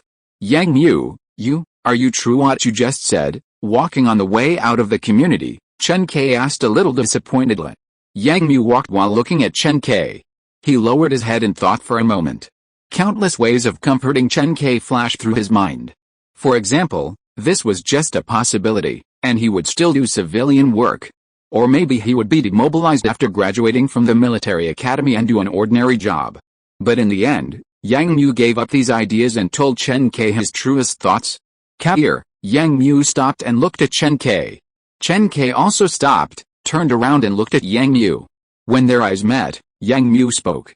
"If I say that I do all this for a better tomorrow for you and me, do you believe it?" Yang Mu said this softly, with a sincere tone. Chen Kai looked at Yang Mu, staring into his eyes, but did not speak. Yang Mu also did not say anything, just looked at Chen Kai in silence. After a moment, when Yang Mu wanted to explain further, Chen Kai spoke. "Yang Mu, I believe in you, no matter what you do, I support you." These two short sentences made Yang Mu's heart suddenly brighten, and the serious expression on his face suddenly smiled, revealing a relieved smile. Chen Kai also showed a bright smile on her face. Chapter 159 Dulan's current situation. Coming out of the community, Yang Mu said goodbye to Chen Kai. After experiencing such an incident, Yang Mu felt refreshed. After hearing about this incident at the door, Yang Mu once thought that this incident would become a huge crisis, but now this incident has been resolved so smoothly, which is also somewhat beyond Yang Mu's expectations. But it's okay, it's over, Chen Kai is still by his side. Shaking his mind, Yang Mu removed those messy things from his mind, waved again and took a taxi, heading home. Just before, Uncle A, his mother, and Su Yuanming all sent him several messages, asking about his current location. Yang Mu didn't know how to answer directly at that time, so he could only rush back as soon as possible. The taxi turned into a familiar street, and the familiar community appeared in front of him. Yang Mu stopped the car at the gate of the community, and then walked in alone. The community is still the same as before, only the green and yellow of the trees have changed. Everything is so familiar. Yang Mu walked slowly towards home. Before he pushed open the door and went in, He heard the conversation coming from inside. Through the French windows, Yang Mu saw many people sitting in the living room of his home. It seemed that many guests came to the house. Yang Mu gently pushed open the door and walked in. The sound in the living room instantly became very clear. Uncle Lei's hearty laughter kept coming, and Uncle Jia's voice could be vaguely heard. As soon as he entered the door, Yang Mu was discovered by the quirky Lei Hong and Lei Ming who passed by. Lei Hong immediately shouted, "Mom, brother is back." As soon as Lei Hong's voice came out, the sound in the living room suddenly stopped. Yang Mu took off his shoes and walked in, but saw that everyone was looking at him. Jia Hao, Dulan Su Yuanming and others were all here. Uncle Lei, Uncle Cheng and Uncle Jia were all there. In addition, Yang Mu also saw another familiar person, Yu Wenchu's father, Yu Wenhong, who was also sitting on the sofa and watching Yang Mu come in. "Brother, you are finally back." Lei Ming and Lei Hong quickly ran to Yang Mu's side. They both hugged Yang Mu, and Lei Hong looked up at Yang Mu and said. Yang Mu smiled and touched their heads, and said with a smile, "Do you too miss your brother?" "Yes, yes, Xiao Mu, you are finally back." Uncle Lei also came over and said with a smile. "Uncle Lei," Yang Mu said with a smile, and then turned his head to look at the people in the living room. "Uncle Cheng, Uncle Jia, Uncle Yuan, long time no see. Xiao Mu, I haven't seen you for more than half a year. You have a bit of a military temperament," Cheng Feng also said with a smile. "That's right, my kid, it would have been better to let him join the army. Now he is fat," Jia Hao's father said with a smile. Yu Wenhong also looked at Yang Mu with a smile. When everyone was talking and laughing, Yang's mother came out of the kitchen at this time, walked quickly to Yang Mu, and looked at Yang Mu carefully. Yang's mother's eyes suddenly turned red, but she still smiled and said, "It's good to be back. Go take a shower first. You must be tired after coming back from such a long distance, right?" Yang's mother said this, and urged Yang Mu to go upstairs to take a shower. Lei Ming and Lei Hong immediately helped Yang Mu to run around. Feeling the warmth brought by the family, Yang Mu also showed a gratified smile, and responded repeatedly, and went upstairs under the push of Lei Ming and Lei Hong. After taking a shower, when he came down, everyone had already sat down in the restaurant. Yang Mu also sat aside at the invitation of Uncle Lei. "Let me start first. Today, welcome Yang Mu home, and Yang Mu's friend, Su Yuanming, is here as a guest. Cheers, cheers." Lei Shengwu smiled and stood up and spoke. Everyone also raised their glasses to celebrate, and Yang Mu also participated in it lively. After 3 rounds of drinking, everyone started chatting. Uncle Lei and the other 4 played finger-guessing games, chatted, and Yang Mu and the other 4 who were sitting together also started talking about their own topics. Yang Mu was the first to speak, and asked Dulan. "Dulan, are you doing well over there?" Yang Mu asked this question, and Su Yuanming also looked at Dulan. Jia Hao didn't have any expression, and was still teasing Lei Hong and Lei Ming. Dulan heard Yang Mu's question, and immediately smiled and said, "It's okay. My father's building materials business there is pretty good, and my family lives well." Yang Mu nodded, but Dulan suddenly said again, "That's right." Hey, hearing Dulan's hesitant voice, Yang Mu was a little confused, and Su Yuanming also became interested and turned his head to continue looking at Dulan. "What's wrong? Is there still a problem?" Yang Mu asked immediately. Dulan grinned, as if he was a little embarrassed.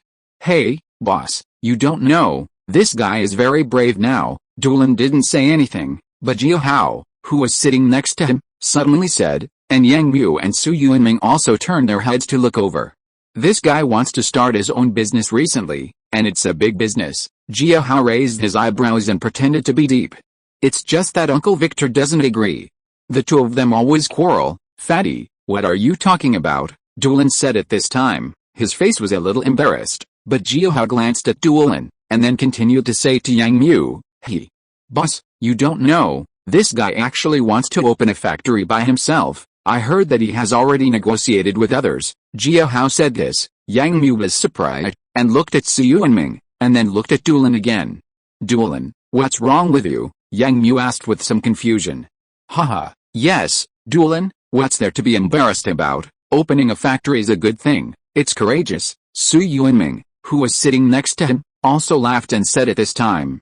Looking at Yang Mu and Su Yuanming, hearing what they said, Dulan seemed to hesitate for a moment, and then said a little embarrassedly, "In fact, I have wanted to do it myself for a long time, and I just happened to have this opportunity, so I thought. I wanted to give it a try, Doolin said a little embarrassedly. My dad always wants me to work with him, but I'm fed up with looking at those building materials every day. So what kind of factory are you going to open? Yang Mu asked. Actually, it's just a larger workshop now. As for what we do, for now, we should make auto parts, screws and the like. Screws? What kind of screws? Su Yuanming asked at this time. Just the ordinary screws on cars. I think they are quite profitable, Doolin said this. When talking about this, Doolin's eyes seemed to light up, and then he talked freely. Yang Mu had been listening to Doolin's story, but Su Yuanming suddenly interrupted him. Doolin. You mean you are in Bianlian Star in the New Song Star region, right? Su Yuanming's sudden words made Doolin stunned for a moment, but he nodded. You said you make basic parts for ordinary cars, especially screws, right? Su Yuanming continued to speak, and the confusion on Yang Mu and Jia Hao's faces gradually became thicker, not understanding why Su Yuanming asked these questions. Yet, is there any problem? Doolin swallowed his saliva and asked uncertainly. Su Yuanming smiled, leaned back in his chair, and said slowly, it's not a problem, but as far as I know, there should be many companies doing this kind of business in Bianlian Star. The competitive pressure should be very high, right? Doolin nodded subconsciously after hearing Su Yuanming say this, but immediately added, it doesn't matter, I plan to specialize in one line, so that I will still be very competitive in the future. Su Yuanming shook his head and said directly, Doolin, if you ask me, you can actually be bolder and look further ahead. As soon as Su Yuanming said this, Yang Mu and the other two were all question marks. Su Yuanming looked at the three people, smiled slightly, and said, ordinary screws are too competitive, and special screws have more profit margins, especially screws used in mechas. Su Yuanming said this lightly, but Doolin and the other two were a little shocked, and still a little confused. Chapter 160 Discussion. Hearing what Su Yuanming said, Doolin showed doubt on his face, and then smiled and shook his head. Old Su, you think too simply. Special screws need to purchase patented technology, and are generally monopolized by large enterprises. Small enterprises cannot compete. As for the screws used in mechas, the specifications and standards are too high. Not to mention the profit, it is also difficult to open the sales channel. In just a moment, Doolin analyzed the situation of these things and stated his reasons. Then do you want to do it? Su Yuanming did not pick up Doolin's words, but continued to ask. Doolin looked up at the other person's eyes, and his face still showed a longing expression. Then I definitely want to do it.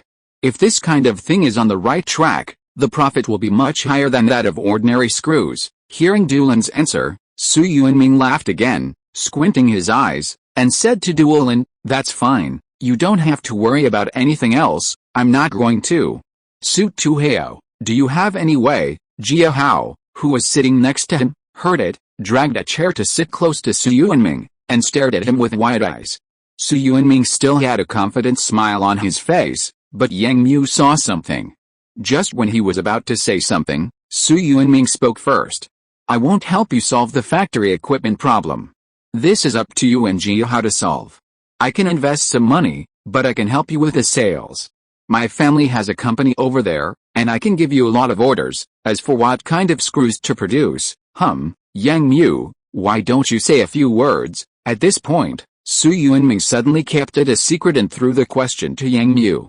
Seeing the puzzled eyes of Doolin and Jia Hao, Yang Mu was startled and had not yet reacted. After a while, Yang Mu was a little confused by the looks of several people, and asked Su Yuanming, I don't have any special screws. It's better to go to the patent office for this thing. Don't you have a patent in your hand? Su Yuanming continued, and Yang Mu suddenly realized it. He was talking about the design patent of the mechanical arm he applied for. The screws on it seemed to be specially designed. If he remembered correctly, it seemed that Mr. Yang had applied for a patent for himself at that time. Unexpectedly, Su Yuanming also remembered this matter. Thinking of this, Yang Mu suddenly remembered that he seemed to have brought back these paper documents. He quickly stood up and went upstairs to get the documents. Doolin, who was sitting next to him, looked at Yang Mu's surprised expression and sudden movements, and was a little surprised, but Su Yuanming was still smiling. In fact, when Yan Shenfu confirmed the situation with him, Su Yuanming was actually very curious about what Yang Mu had researched, so he had always arranged for someone to pay attention to the recent patent applications of the Yanhuangsing Patent Office. In the end, he saw a patent registered in the name of Yang Mu, but it was not a mecha design, but just a mechanical arm. On this, Su Yuanming found something different. The patent office not only issued an overall design patent for this mechanical arm, but also registered patents for some of the individually designed parts. Among them, there are two types of screws that made Su Yuanming's eyes light up. One is a short and thick self-tightening and tie-loosening screw, which is on the drill bit of the mecha arm. It seems to be used to ensure that the drill bit will not loosen under high-intensity vibration. In addition, there is another very long screw installed at the joint of the mechanical arm, and the design of this screw is obviously better than the previous anti-loosening screw. The general design idea of this kind of screw that fixes the joint and can act as an auxiliary bearing is to use high-strength metal materials, but this screw takes a different approach and makes its shape very unique. The thread above uses an oversized thread, and the whole screw looks like a stretched spring, but as an auxiliary bearing, the effect is surprisingly good. After reading the patent introduction, Su Yuanming immediately realized the superiority of this design, and it does not break the traditional design of other parts, and can be completely fitted and used directly. In other words, this part completely eliminates the research and development and running in stages. As long as it is authorized, it can be directly made with general materials, which in this guise extends the sales period. Su Yuanming was originally planning to mention this thing to Yang Mu in the near future, hoping to authorize his own factory to produce it. But now Dulan is also doing this, so it's better to let Dulan try it. After Yang Mu searched in the backpack upstairs, he took down the document package, sat down again, and spread out the drawings and documents inside. These two parts are easy to produce. Dulan, if you are willing, I can authorize you to produce them. Yang Mu took out the two patent drawings with the screw drawings and handed them to Dulan and Su Yuanming. Dulan took them carefully and looked at the design drawings on them, but he couldn't understand them very well. Dulan scratched his head and looked at Su Yuanming. This was originally the opinion put forward by Su Yuanming. Dulan, who did not have enough professional knowledge, was of course willing to listen to his opinion. Su Yuanming took the drawings and said directly to Yang Mu and Dulan, just produce these two types. The first type can be completely produced by Dulan, but Yang Mu, can you also authorize several of my factories to produce the second type? I can pay the patent fee, Su Yuanming said slowly, and finally made a request, which surprised Dulan a little, and Yang Mu was also stunned for a moment. This kind of screw has very good performance. If it is used in many machines now, it can greatly reduce costs and have a wide market. Su Yuanming saw Yang Mu was stunned for a moment, and quickly added, this screw is a very advanced design. It can be widely used, which is also a good thing. Of course, I can let Dulan be the exclusive agent in the new Song Star region. Su Yuanming's idea is actually very simple. This kind of excellent thing should be spread as soon as possible. While being able to make money, it can also improve the competitiveness of many industries of PAJR. This is a matter of killing two birds with one stone. Hearing Su Yuanming's almost eager tone, Dulan was also stunned for a moment, and agreed with the other party's statement. Yang Mu also spoke. That's fine. Anyway, I don't have time to do it. It's a good thing that you can do it, Yang Mu agreed directly. As a soldier, he will definitely not have time to do such work in the future. Originally, he wanted people to produce these things as soon as possible, and now Su Yuanming can help, of course. He is happy to see it. As for the patent fee you gave me, just give it directly to Dulan, and treat it as the original capital to expand Dulan, boss. There's no need for that. Dulan was a little anxious when he heard Yang Mu say that. Yang Mu waved his hand, indicating that he would not change his mind. Seeing that Yang Mu also agreed, Su Yuanming immediately agreed and said that he would also provide some financial support. Just as the three of them were settling on this big thing at the dinner table, Jia Hao took Yang Mu's patent documents and looked at them, and finally asked, "Boss, is this the mechanical arm you designed? It's so cool." Jia Hao's words of praise successfully attracted the attention of the adults who were still chatting next to him. Chapter 161 Plan. Cheng Feng was almost the first person to turn his head. He was sitting next to Jia Hao. Jia Hao unfolded Yang Mu's drawing. Cheng Feng, who also liked design, took a glance and immediately became interested. He took the drawing from Jia Hao's hand and looked at it directly under the lights of the restaurant. He was shocked. After seeing the designer's name marked at the bottom was Yang Mu, He raised his head and looked at Yang Mu. Xiao Mu, the design of this thing you made is so creative. Seeing Chang Feng's surprised eyes, Yang Mu thought that Uncle Cheng would be unhappy to see his design. After all, Uncle Cheng had designed a mechanical arm before. Although his design had almost nothing in common with the other party, it still looked a bit similar. He thought he would be scolded by Uncle Cheng, but he didn't expect Uncle Cheng to be so surprised. From his tone, he seemed very surprised. "Old Hong, take a quick look. Isn't this thing much better than the one I designed?" Chang Feng didn't notice Yang Mu's expression at all. He took the blueprint and handed it to Yu Wenhong on the opposite side. Yu Wenhong also stopped chatting with Lei Shangwu, put on his glasses, took the blueprint, and looked at it carefully. A few minutes later, Yu Wenhong also put down his arm suddenly, with a strange expression on his face. Hiss. "I really don't know how to evaluate this thing." After looking at it for so long, Yu Wenhong only gave such an answer. Chang Feng looked at his puzzled expression, a little impatient, and immediately said, "Why is it difficult to evaluate? This design, the idea is very good, okay? Look at the above items. I can't think of such a design, and this has been patented and recognized." "That's what you said, but don't you think the use of this kind of thing is a bit single?" Hearing the other party's words, Chang Feng was also confused for a moment, took the blueprint, and looked at the design again. "This thing looks very avant-garde in design, and it has strong lethality, but in actual use, it seems that it can't be used on the current mecha." "Right, it may be used on entertainment armor, but it can't be used either, because the risk factor is too high." Yu Wenhong quickly listed his opinions, and Chang Feng also began to think so, and they all looked up at Yang Mu. Seeing that Uncle Chang, Dulan and others were also looking at him, Yang Mu touched his nose and felt a little embarrassed. "In fact, I don't use this thing on the battlefield. It should be used by explorers and interstellar exploration companies now." Yang Mu had to bring up this statement again. After hearing Yang Mu's explanation, everyone suddenly realized it. That's about right. After hearing Yang Mu's explanation, Chang Feng looked at the drawings again, and said to Yang Mu excitedly, "Xiao Mu, how did you come up with this design? Uncle Cheng can take it back and test it." Yang Mu nodded of course, but the reason was to use his mechanical knowledge learned in school and the discovery made during an experience as an excuse, but it also convinced everyone. "Haha, Xiao Mu is amazing. He has only been in college for half a year, and he can apply for a patent. Hey Ozzy, look at you, learn more from your brother Mu." Uncle Jia, who was sitting next to him, also laughed and praised Yang Mu while scolding Jia Hao. Jia Hao had no way to refute, so he rolled his eyes, shrugged his shoulders, and pretended not to hear. "Haha. Xiao Mu is quite amazing. You don't know that he liked to tinker with things when he was studying. Now he can make this, which is great." "Not bad." Lei Shengwu heard this and replied with a smile, obviously very happy. Everyone in the field also laughed and talked about the children's future. Everyone stopped focusing on Yang Mu. Yang Mu was relieved and didn't have to continue to lie. But the speaker was unintentional, but the listener was attentive. Dulan, who was sitting next to him, heard everyone's discussion about Yang Mu's design drawings, but silently reached out to take the drawings and took a look.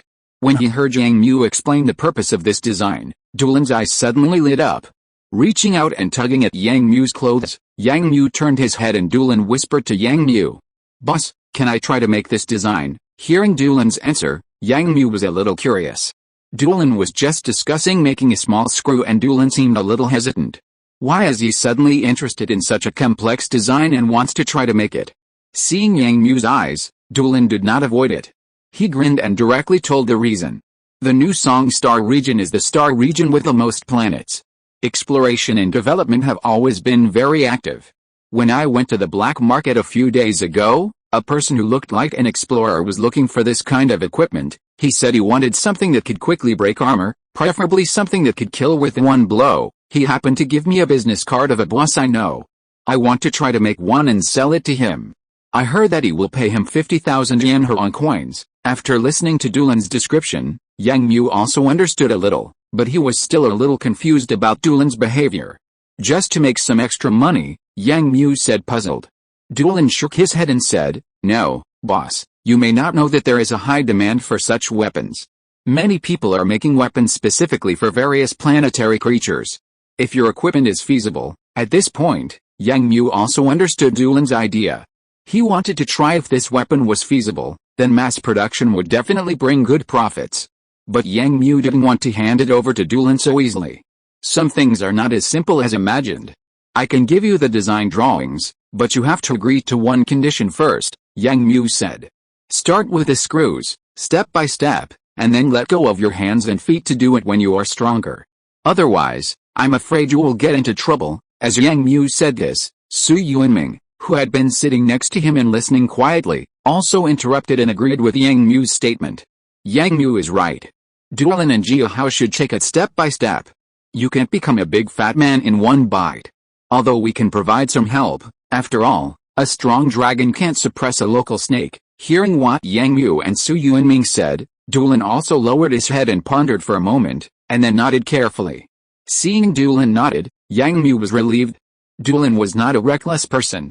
Since he nodded in agreement now, it means that he really listened to it, so naturally, he will be careful when doing it. Okay, then that's it. I will leave this invention to you and Jia Hao. You two should work hard. Yang Mu also patted Dulin on the shoulder at this time, and gave all the documents in his hand to Dulin. Just as an encouragement to his good brother. The family banquet ended at nearly 10 o'clock. Uncle A and Uncle Jia sent everyone back. Dulin stayed at Jia Hao's place, and Su Yuanming slept in the guest room on the first floor of Yang Mu's house. After a busy day, Yang Mu was very tired. After chatting with his mother in the living room, he was ready to go to bed. But before he lay down in the room, his mother came up and asked Yang Mu to go downstairs. Yang Mu went downstairs with a dazed look on his face, and saw Su Yuanming sitting in a wheelchair and looking at him with a wry smile. I forgot that your family doesn't have the conditions. The bathroom is not decorated according to the standards of a disabled person like me. Hearing Su Yuanming's words, the tired Yang Mu suddenly felt something was wrong. Sure enough, the next moment, Su Yuanming pointed to the bathroom, and then said to Yang Mu, I may have to trouble you to help me take a bath every day from now on. Yang Mu, oh. Chapter 162 Conversation. Pushing Su Yuanming in a wheelchair along the tree-lined path beside the Qingshu River that runs through Heilin City, Yang Mu and Su Yuanming were both silent. Last night, Yang Mu felt that he had broken through himself and his three views. It was okay for men to take a bath together, but taking a bath with a man. Yang Mu was reluctant to mention the details. This morning, after Yang Mu finished his morning exercise, he was originally going to go to the Heilin Science and Technology Museum to confirm his part-time job.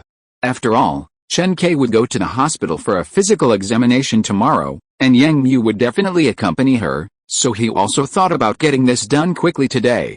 After hearing Yang Mu's plan, Su Yuanming also said that he wanted to go and see it.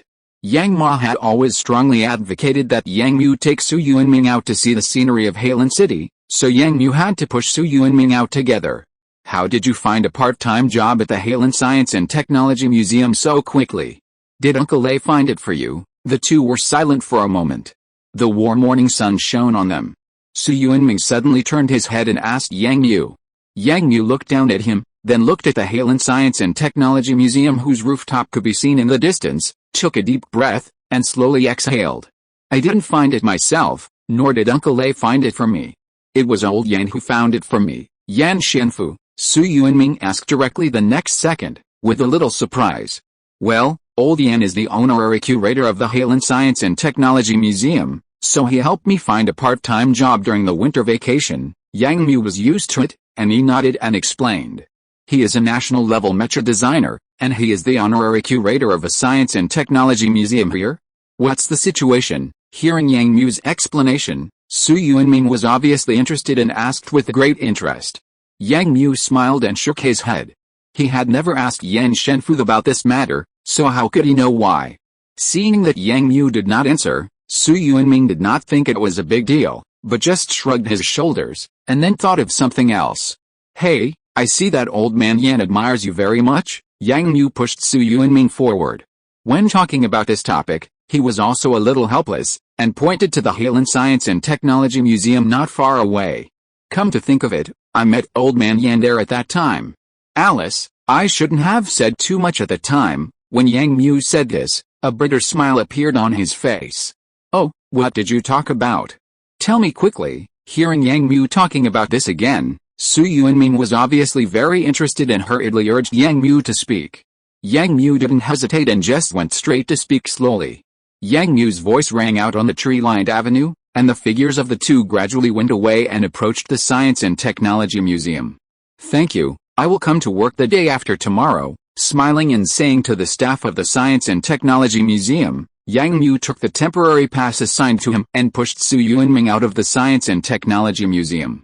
Since the last major attack on Halen City, Halen Science and Technology Museum, as a place controlled by the Blood Skull at that time, suffered heavy losses. Almost all the mechas in the exhibition hall were destroyed by the Halen Star Army that came to support. The mecha exhibits in the entire Science and Technology Museum were almost cleared out overnight. However, it was after this incident that Halen Science and Technology Museum further upgraded its protection system, strengthened its intelligent security system, and strengthened the overall structure of the building to thoroughly ensure the safety of the entire exhibition hall. Yang Mu's job here is also very simple, which is to help maintain some equipment regularly, including some of the exhibits. Many of the exhibits in Halen Science and Technology Museum are very advanced. It is a good opportunity for Yang Mu to participate in maintenance. Yang Mu can continue to contact such things during the winter vacation, which will further enhance Yang Mu's ability in mechanics. Old Man Yan is trying to make Yang Mu learn mechanical technology in various ways. Pushing Su Yuanming out of the exhibition hall, Yang Mu and Su Yuanming were stopped by two men in suits on the square. These two guys are the two bodyguards around Su Yuanming. Two people suddenly appeared in front of Yang Mu and Su Yuanming. Su Yuanming was also startled and looked at them with some confusion. One of the bodyguards leaned over and whispered in Su Yuanming's ear for a while. Su Yuanming's expression changed obviously, and then returned to his normal state. "What's wrong? Is there anything?" Yang Mu stood behind Su Yuanming. Although he didn't hear what the two people said, he felt that something had happened when he saw the situation, so he asked with some confusion. "You go first. I already know the news. Someone will solve it." Su Yuanming didn't talk to Yang Mu, but let the two go first. Yang Mu saw Su Yuanming's actions and didn't understand. He always felt that he was hiding something from him, but after thinking for a moment, Yang Mu decided not to ask and pushed Yang Mu to walk on the sidewalk again. The results of the investigation are out. The two walked on the road in silence again, and at this time Su Yuanming suddenly spoke. When Yang Mu heard the other party's voice, he realized that Su Yuanming was going to tell him something, so he immediately asked, "What happened?" "The investigation results of the attack on our fleet have been obtained." "What results?" Hearing this, Yang Mu's heart moved, and he realized the seriousness of the problem, and hurriedly continued to ask. "From the captured prisoner and some space pirates, as well as the several local space pirate guns they destroyed, we got some information. This matter is actually aimed at me," Su Yuanming said calmly, as if this matter had nothing to do with him. Hearing Su Yuanming say this, Yang Mu's eyes widened immediately. He thought it was just a premeditated space pirate hijacking incident, but he didn't expect that under this premeditated plan, it was still aimed at Su Yuanming. "Humph, those guys are scheming and will not miss such an opportunity to deal with me.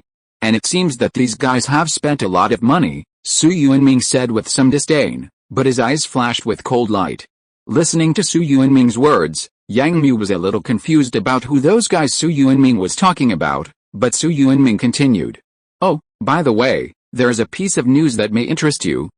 Yang Mu lowered his head and looked at Su Yuanming. "The man you killed in the end turned out to be the military advisor of the Blood Skull Brotherhood, and he is also the actual controller of this gang of star pirates." As soon as Su Yuanming said this, Yang Mu was even more surprised. He didn't expect that the guy he killed in the end actually had such a deep connection. Is this really a coincidence? Or is there another reason? But before Yang Mu could figure out these things, Yang Mu's watch suddenly vibrated, and Su Yuanming's watch also vibrated. "Jiao Hao contacted us, it seems that he is ready." Yang Mu did not click to answer, but looked at Su Yuanming and asked in confusion. "What are you ready for?" Su Yuanming's face suddenly lost the chill just now, and then grinned. "Hey, you'll know if you follow me." Yang Mu looked confused and was about to answer the call, but the other party hung up and sent Yang Mu an address. "Zheng to Game Hall, number 48 Shiangxing Road." Huh? These people, just by seeing this, Yang Mu immediately knew what they were thinking. Yang Mu smiled and let out a deep breath, and still pushed Su Yuanming to the direction of that place. If you're listening to this novel on a channel other than Fanfic World, it means they downloaded and uploaded it without effort. We cordially invite you to visit our channel, Mundo Fanfic Novelis. There you'll find the original version of this story, and you can explore many other novels of various genres. We're waiting for you to immerse yourself in a world of incredible novels. Chapter 163 Yang Mu's Concerns. Boss, seize the opportunity, Su Tu Hao, stab him now. The roars of Dulan and Jia Hao came from the headset, while Yang Mu and Su Yuanming, who were sitting in the game room wearing game helmets, did not speak. In the game screen, two people each controlled a mecha and forced the white dragon mecha in front of them to the edge of the cliff. Yang Mu and Su Yuanming attacked from both sides, and both of their long swords stabbed into the other's mecha at the same time. The game is over, congratulations on your victory. After another round of cheers came from the headset, Yang Mu took off the game helmet on his head and exhaled. After opening the game room, Yang Mu walked out directly, walked over and patted Jia Hao's game room. Jia Hao opened the game room and saw Yang Mu standing next to him. He said in surprise, "What's wrong, boss? Don't you want to play?" Yang Mu shook his head and said, "No, you guys can continue if you want to play. I'm going to go out for some fresh air." After saying this, Yang Mu walked out of the private room alone, bought a bottle of water downstairs, and walked out of the game room directly. Jia Hao and his men did this behind his back. Su Yuanming was probably involved. In order to play this game, he had someone bring him a set of special equipment to assist lower limb control. Although this thing looked very novel, Yang Mu was not interested in it. He was not very interested in the whole game and just played normally. The reason was that Yang Mu was worried. When he came outside, Yang Mu found a stone pier to sit down, unscrewed the water and drank 2 sips, then sighed, and his expression looked a little melancholy. Just now, Su Yuanming said that one of the people who hijacked the fleet was a military advisor in the Blood Skull, and he seemed to be an important person. Although it was just stated that the target of this action was Su Yuanming, it still sounded a warning bell in Yang Mu's heart. A broken Blood Skull Stark pirate group appeared there. He thought that the entire Stark pirate group had collapsed in that attack, but the entire Stark pirate group did not scatter, but gathered again. Although it did not pose any danger to him, the opponent's action this time made Yang Mu feel uneasy. The Blood Skull Brotherhood may not be completely eliminated on some level. Some diehards may still be dormant somewhere, waiting for a chance to make their last struggle. At that time, will it pose a threat to their family? Yang Mu's worry is not without reason. His father Yang Li was the head of the 1st Mecha Regiment, and the leader of the Blood Skull Brotherhood, and others died in the hands of the 1st Mecha Regiment. With such a source of hatred, if the other party cannot threaten the army, will they vent their anger on the military families of the 1st Mecha Corps? Or veterans? Uncle Lei was also the deputy head of the 1st Mecha Regiment. Although the residential area where he lives now has a complete security system, and ordinary thieves dare not enter, this does not mean that such things can prevent a resentful member of the Blood Skull Brotherhood. Thinking of this, Yang Mu couldn't help but break out in a cold sweat. Thinking of this, Yang Mu immediately stood up and prepared to think of a solution, but after thinking over and over again, Yang Mu only thought of 2 people. One was Su Wang, but there was definitely no way to contact him now, and the other was Uncle Lei. Although he had retired, he must have some connections. Besides, if he knew about this matter as soon as possible, wouldn't it be possible to prevent it before it happened? Thinking of this, Yang Mu was ready to do it immediately. He stood up and sent a message to Jia Hao, asking them to take good care of Su Yuanming, and then walked towards Uncle Lei's shop. He came to Uncle Lei's car repair shop skillfully. It was just past 10 o'clock in the morning. The whole car repair shop was very lively at the moment, especially because it seemed that the car repair shop had handled a traffic accident. There were several damaged vehicles parked outside the whole car repair shop. Before Yang Mu walked into the car repair shop, he was seen by Uncle Chang, who was arranging the repair, and then he was pulled over. "Xiao Mu, you're here just in time.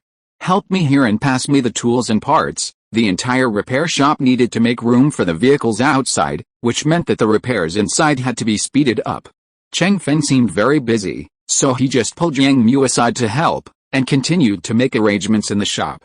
Yang Mu looked around the shop, but didn't see Uncle Lei. He couldn't talk to Uncle Cheng for a while, so he could only help. After helping to repair 1 or 2 hovercrafts, Yang Mu took the opportunity to ask Uncle Cheng, "Uncle Cheng, where's Uncle Lei? I have something to ask him." Cheng Feng was arranging a cart to be pulled into the repair shop. He heard Yang Mu's words and said, "He's out. The shop is short of a batch of parts," so he went to get them himself. It's estimated that he won't be back until noon. Hearing Uncle Cheng's answer, Yang Mu was also stunned for a moment, and could only nod, and then he was called over by a guy next to him to help. Okay, Xiao Mu, go and have a rest. Today's work is almost done. Yu Wenhong slid out from under a hovercraft and said to Yang Mu. Okay, Uncle Yuwen, you come out too. Yang Mu stood up and nodded, and at the same time stretched out his hand to pull Yu Wenhong up. After Yu Wenhong was called by Uncle A, he usually didn't need to do such work, but today there were too many businesses and not enough manpower, so Yu Wenhong had to do it himself. Handing Yu Wenhong a bottle of mineral water, Yang Mu also twisted a bottle and drank it. Xiao Mu, are you studying on Yanhuang Star now? After drinking a few sips of water, Yu Wenhong found a place to sit down and said to Yang Mu. Yes, I'm studying at a military academy over there. Yang Mu wiped the sweat off his forehead, suddenly thought of something, and hurriedly asked Yu Wenhong. Hey, uncle, where's Yuan Chu? Why don't you see him? Hearing Yang Mu's question, Yu Wenchu smiled and said, that boy, he went to serve in the army, joined the army, yes, fighting in the front-line troops. Let's wait for 2 years to see if he can go to military school. His score is not enough. Yang Mu clearly remembered that Yu Wenchu's score was still very good. Why didn't he go to military school, but went directly to join the army? Yu Wenhong seemed to have noticed Yang Mu's doubts and said directly, this is Xiao Chu's own decision, and I have no objection. Hearing Yu Wenhong's explanation, Yang Mu looked at Yu Wenhong for a few times and understood it. I didn't expect Yu Wenchu to make such a decision. It was really incredible. Just as Yang Mu was thinking about it, Lei Shangwu's voice came from the door of the repair shop. It seemed that he was back. Yang Mu quickly came to his senses and walked over. Lei Shangwu put a batch of parts into the warehouse and saw Yang Mu coming over. Xiao Mu, why are you here today? Lei Shangwu was talking to Yang Mu, but Yang Mu directly pulled Lei Shangwu into the office next door. Lei Shangwu then realized that Yang Mu's expression was very serious. What's wrong? Lei Shangwu noticed that something was wrong with Yang Mu and asked seriously. After closing the door, Yang Mu looked at Lei Shangwu and told him about the hijacking of the Star Pirates on his way back. Then he talked about the blood skull and indirectly expressed his concerns. Listening to Yang Mu's step-by-step talk, Lei Shangwu's expression became more serious. He lowered his head and thought for a moment, then raised his head and said to Yang Mu. Xiao Mu, are you sure what you said is accurate? Yang Mu nodded with a firm expression. Lei Shangwu lowered his head again, stroking his chin, with a light flashing in his eyes. After a moment, he slowly said to Yang Mu. I will report this issue to them when I get back. As for your mother and the others' safety, don't worry too much. I will pay more attention to it. Uncle A seemed to have taken this matter seriously, so Yang Mu couldn't continue to interrupt. He believed that Uncle A would find a way to solve it. Chapter 164. Don't worry, I'll be waiting for you outside. Standing outside the IQ, Yang Mu encouraged Chen Kai in a gentle voice. At this time, Chen Kai was already wearing a hospital gown and lying on the bed. The nurses and doctors next to her were ready to start stem cell collection. Today was the day Chen Kai came to donate stem cells. Yesterday, Chen Kai had no problems with a physical examination, and Ho Pingqiu, who had been staying in the Blue Star, asked for an immediate bone marrow donation operation. So on the second day, after confirming that all conditions were good, Chen Kai started to collect hematopoietic stem cells. The door of the ward was closed, and Yang Mu stood outside looking at the window, still with a worried expression on his face. At this time, Kong Hai came in with a lot of things. Chen Kai would spend a week in the hospital, so he brought some daily necessities from home. Chen Kai's aunt was responsible for preparing daily nutritional supplements for Chen Kai at home. The compensation from the Victory Group has been paid, and the new house is in a community with a good environment. Kong Hai also has a new means of transportation, and the family's living standards have been quickly improved. Chen Kai started so soon, Kong Hai hurried to the hospital, but when he arrived, he saw that Chen Kai's surgery had already started. He asked Yang Mu in surprise, and Yang Mu nodded. Seeing Yang Mu's look, Kong Hai opened his mouth, as if he wanted to say something, but he didn't say it. He just said, thank you for your help, it's okay, uncle. This is what I should do. Hearing Kong Hai's words, Yang Mu smiled and said this to Kong Hai. Kong Hai stopped talking, his face was full of thoughts. He looked at Yang Mu again, and then said again, Xiao Kai is a good girl, You must treat her seriously in the future." Hearing Kong Hai's sudden words, Yang Mu was stunned for a moment, and then nodded solemnly. "Uncle, don't worry, I will definitely treat Chen Kai well." It seems that Kong Hai has completely accepted Yang Mu's appearance, and as a parent, he has tacitly accepted Yang Mu's identity. After this sentence, Kong Hai did not speak, but just found a place to sit next to him, quietly waiting for the result. Yang Mu also found a place to sit down, holding his watch, and asked Jiahao about their current situation. Today, Jiahao and Dulin took Su Yuanming to walk around Heilun City to appreciate the cultural customs of Heilun City, but because of Su Yuanming's special identity, Yang Mu didn't want this to happen. After all, in those places, there are many people and eyes, and the situation changes rapidly. It is easy to have various situations. Yang Mu is afraid that something will happen to Su Yuanming again. But later, Su Yuanming insisted on it himself, and said that he would bring enough security and there would be no more danger. Yang Mu nodded and agreed. Yang Mu originally went with him, but now Chen Kai needed people here, and Yang Mu couldn't leave. Jiahao and others also understood Yang Mu's difficulties, and they also patted their chests and promised that they would take good care of Su Yuanming. But no matter what, Yang Mu still had to confirm the situation. 3 or 4 minutes after the message asking about the situation was sent, Jiahao replied to Yang Mu's message, saying that they were resting in a dessert shop and would go to the amusement park later. Yang Mu carefully asked if there was any problem, and said that they should be more careful and pay attention to Su Yuanming's safety. Not long after, the doctor and the nurse came out of Chen Kai's ward. The bone marrow extraction was very smooth this time, but Chen Kai still felt a little uncomfortable because of nervousness. Yang Mu also hurried in to let Chen Kai lie down, and then he was busy. Just when Yang Mu was helping Chen Kai deliver a test report, Yang Mu met an acquaintance in the hall. The old housekeeper of the Victory Group, Ho Pengqiu. To be precise, it was not that Yang Mu saw the other party. Instead, when Yang Mu was queuing, Ho Pengqiu came up, patted Yang Mu on the shoulder, and took the initiative to say hello to Yang Mu. Seeing that it was Ho Pengqiu, Yang Mu also greeted him modestly. But Ho Pengqiu's attitude was different. A few days ago, when he left for the last time, Ho Pengqiu left almost expressionlessly, looking at Yang Mu with a look of disgust. Today, Ho Pengqiu's eyes were obviously filled with a little appreciation, and he was very willing to talk to Yang Mu, and he also stuffed a business card into Yang Mu's hand. Because Yang Mu was in line, he had plenty of time, so he chatted with Ho Pengqiu for a few more words. Ho Pengqiu came here today to see Chen Kai's situation, to be more precise, to see if the hematopoietic stem cells had been extracted, because they would take them away directly today, and they happened to meet Yang Mu here. In the process of talking with Ho Pengqiu, Yang Mu also keenly noticed the change in Ho Pengqiu's attitude, and from time to time he could feel a sense of winning over from his tone. Yang Mu was also a little puzzled in his heart, why there was such a change. "Old man, I got this list and I have to send it to the doctor." Why don't you go see Chen Kai first?" Yang Mu said to Ho Pengqiu while holding the test list. Ho Pengqiu was also stunned for a moment, and then agreed with a laugh. "Haha, okay, I'll go check on the young lady. You go and deliver the order first. Don't be careless." Seeing Ho Pengqiu say this, Yang Mu didn't refuse. He said sorry and left with the order. Looking at Yang Mu's hurriedly leaving back, Ho Pengqiu didn't move his body, but his eyes flashed, revealing some other meanings.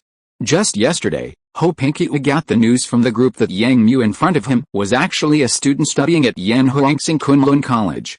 Ho Pengqiu had a very clear idea of what it meant to be a student of Kunlun College. In the whole OSA, there were only 10 students who went to this college and were admitted in the past 2 years, and 2 of them died accidentally while performing the trial mission. But even so, the remaining students were still treated as treasures by OSA.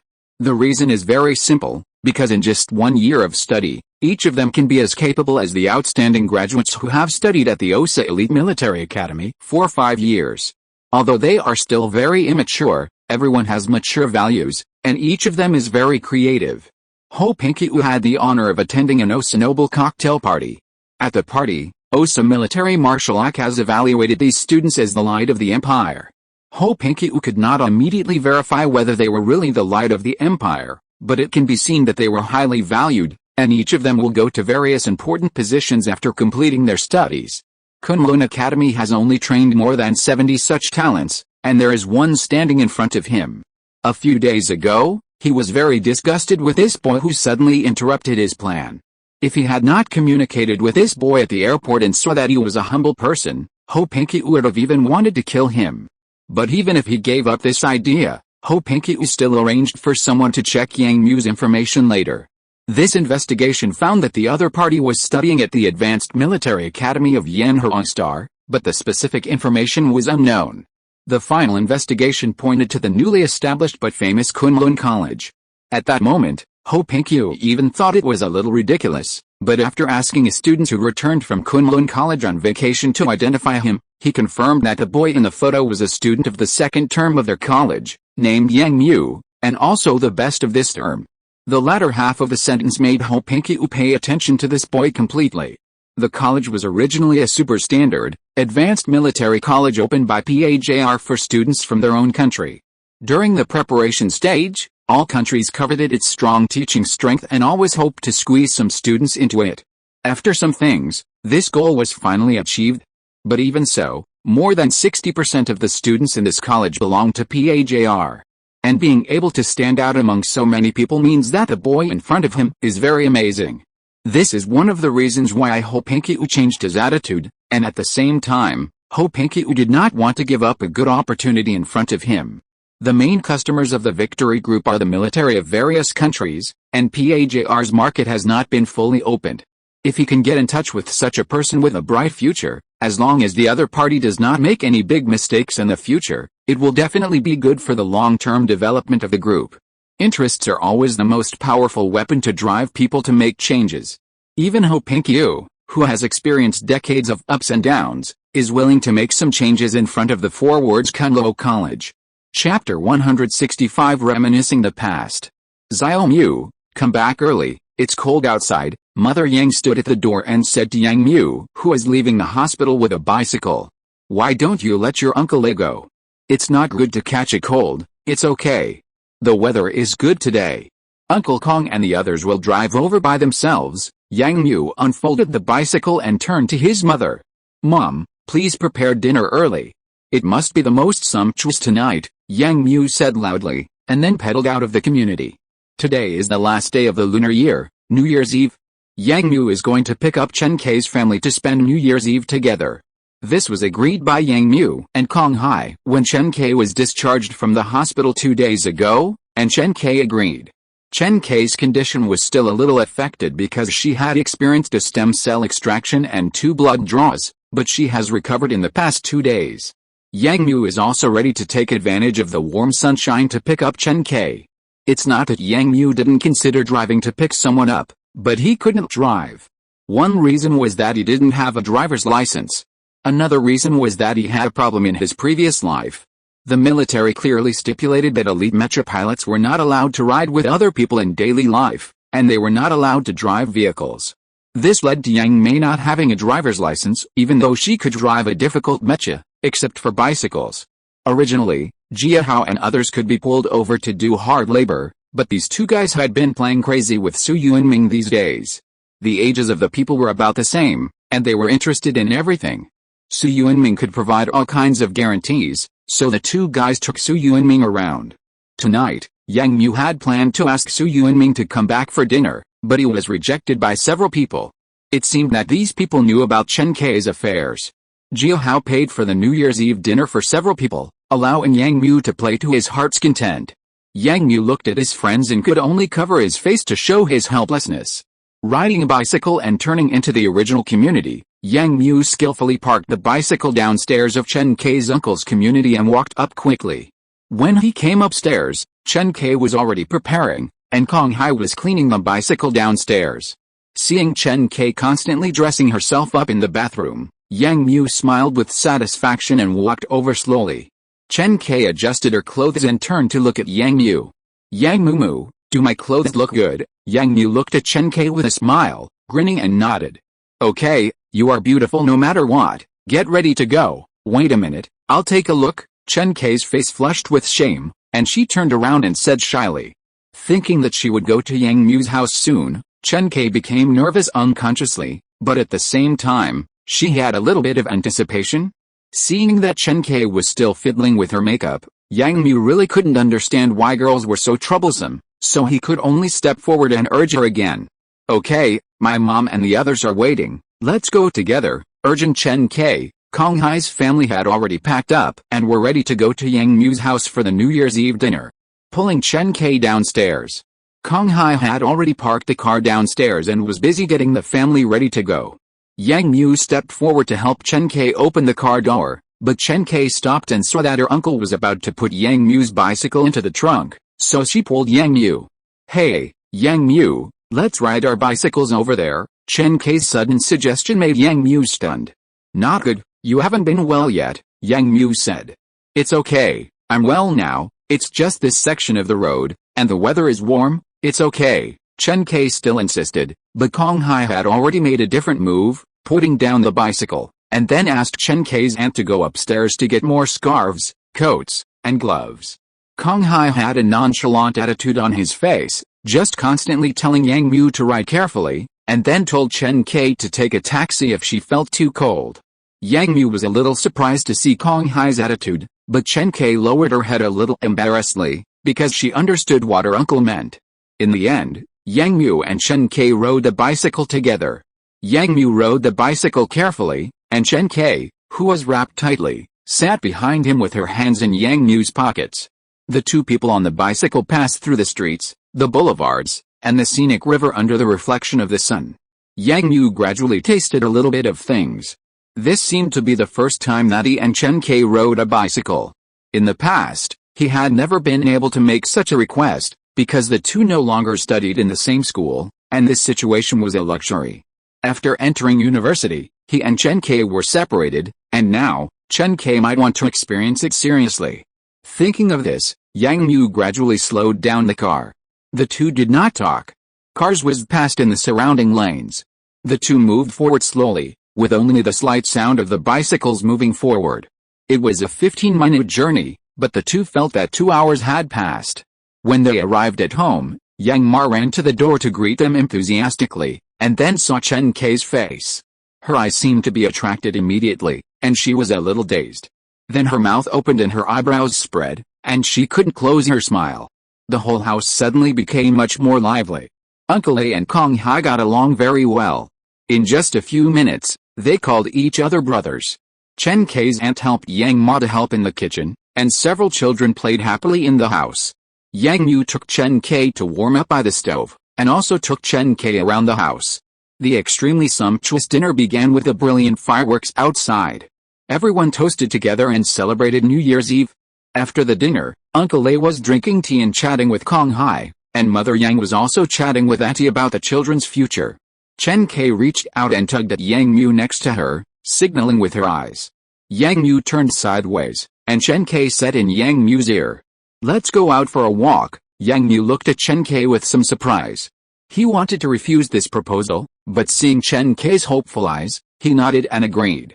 After the two greeted their families, Chen Kai asked Yang Mu to take her to an old place on his bicycle. The original apartment building of the big market. The rooftop of the apartment building was not locked, so Yang Mu and Chen Kai were able to walk up smoothly. The cold wind on a winter night was still a little cold. Yang Mu tightened Chen Kai's clothes and stuffed a few hot packs into Chen Kai's coat. "What are you doing here?" Yang Mu asked while standing on the rooftop, blocking the wind for Chen Kai. The rooftop of this apartment building has obviously been renovated. After the original crisis, the nearby big market now looks brand new. Obviously, this apartment building has not been able to catch up with the benefits of the renovation. Chen Kai heard Yang Mu's questions and answers, but did not speak. She just walked straight to the edge of the rooftop, looked at the gorgeous city scenery outside, and talked to herself. "Yang Mu, this is really so sudden. I always feel that all this is not real." Such years make Chen Kai feel like she has fallen into a honeypot. Who would have thought that a year ago, she was just a little girl who worked hard every day for her own survival, and even did a job as a porter that no man wanted to do in order to make more money and share more of her uncle's burden. At that time, all the tears turned into sweat, and every day was hard and tiring, but now everything is different. Someone cares about me, and my tomorrow will be even better. Chen Kai's eyes turned red unconsciously. Hearing Chen Kai's somewhat dazed words, Yang Mu was stunned for a moment, sighed, walked forward, and hugged Chen Kai from behind. Putting his head close to Chen Kai, Yang Mu asked, "Why can't it be true?" I don't know, I just feel that such a thing should not happen to me." Yang Mu pursed his lips and said, "No, Kater, this should happen to you. As long as I am here, all this is true." As he said this, Yang Mu hugged Chen Kai a little tighter. Chen Kai did not speak, but just nodded silently. The two of them quietly recalled the sad years of the past on the rooftop on a cold winter night. "Yang Mu, it's great to have you." When Chen Kai was about to leave the rooftop, she suddenly said to Yang Mu. Yang Mu turned around, the two looked at each other, and then smiled at each other. "Forgive me, I will switch the plot immediately." Chapter 166 Nanguang Xiao's Invitation. Yang Mu, see you next time. At the Annihilation Star Spaceport, Yang Mu and Chen Kai stood at the entrance of the space elevator and said goodbye to Su Yuanming, who had been picked up by someone. Su Yuanming would go to Fuxi City on Annihilation Star from here, and Yang Mu's schedule was staggered, so Yang Mu and Chen Kai would go to Annihilation City alone. During the month on the Aquamarine Star, Jia Hao and others took Su Yuanming around. Yang Mu was also busy because of his part-time job at the Science and Technology Museum. However, Su Yuanming had changed a little in this month. The calm aura that appeared at that time was no longer so obvious, and the state he showed was more lively. It seems that for an 18-year-old young man, playing with his peers is a necessary and relaxing thing. After parting with Su Yuanming, Yang Mu and Chen Kai took the school bus to Kaianhan University. Yang Mu sent Chen Kai in with ease and handed the luggage to Chen Kai at the door of the dormitory. The two stood at the door of the dormitory. Chen Kai looked at the suitcase pushed over, but was unwilling to turn around and go in. She just looked up at Yang Mu. "Then I will take you here." Yang Mu looked at Chen Kai, smiled and said, then opened his arms. "Is it not too much to hug one?" Yang Mu continued. Chen Kai smiled and rushed into Yang Mu's arms. After hugging Chen Kai tightly, Yang Mu was reluctant to let her go. After this separation, the next time the two of them meet may be the next New Year. The study time of Kunlun College is only one vacation a year, and the rest of the time is spent on studying. Although Yang Mu and Chen Kai are in the same city, they cannot contact each other frequently. Such separation means that the two may have to wait for several months before they could video chat again. The two hugged each other at the door of the dormitory for a long time, until they gradually attracted the attention of the people around them, and Chen Kai had to break free from Yang Mu's arms. "Then I'll go in." Chen Kai stood in front of Yang Mu, pulled the suitcase over, and said in a low voice, "You should also pay more attention to safety over there." Yang Mu naturally nodded and motioned Chen Kai to go back to the dormitory building. Chen Kai slowly dragged her suitcase towards the dormitory. When she arrived at the door of the dormitory, she suddenly turned around, ran to Yang Mu, kissed him hard on the face, and then ran into the dormitory building without looking back. The girls around started to make a noise, but Yang Mu was stunned. After a while, Yang Mu showed a bright smile, glanced at the floor of Chen Kai's dormitory, then turned around and left. After Yang Mu left Kaianhan University, he took a taxi to the capital airport. Here, the college had arranged a vehicle for reception, and then he would be sent to Kunlun College.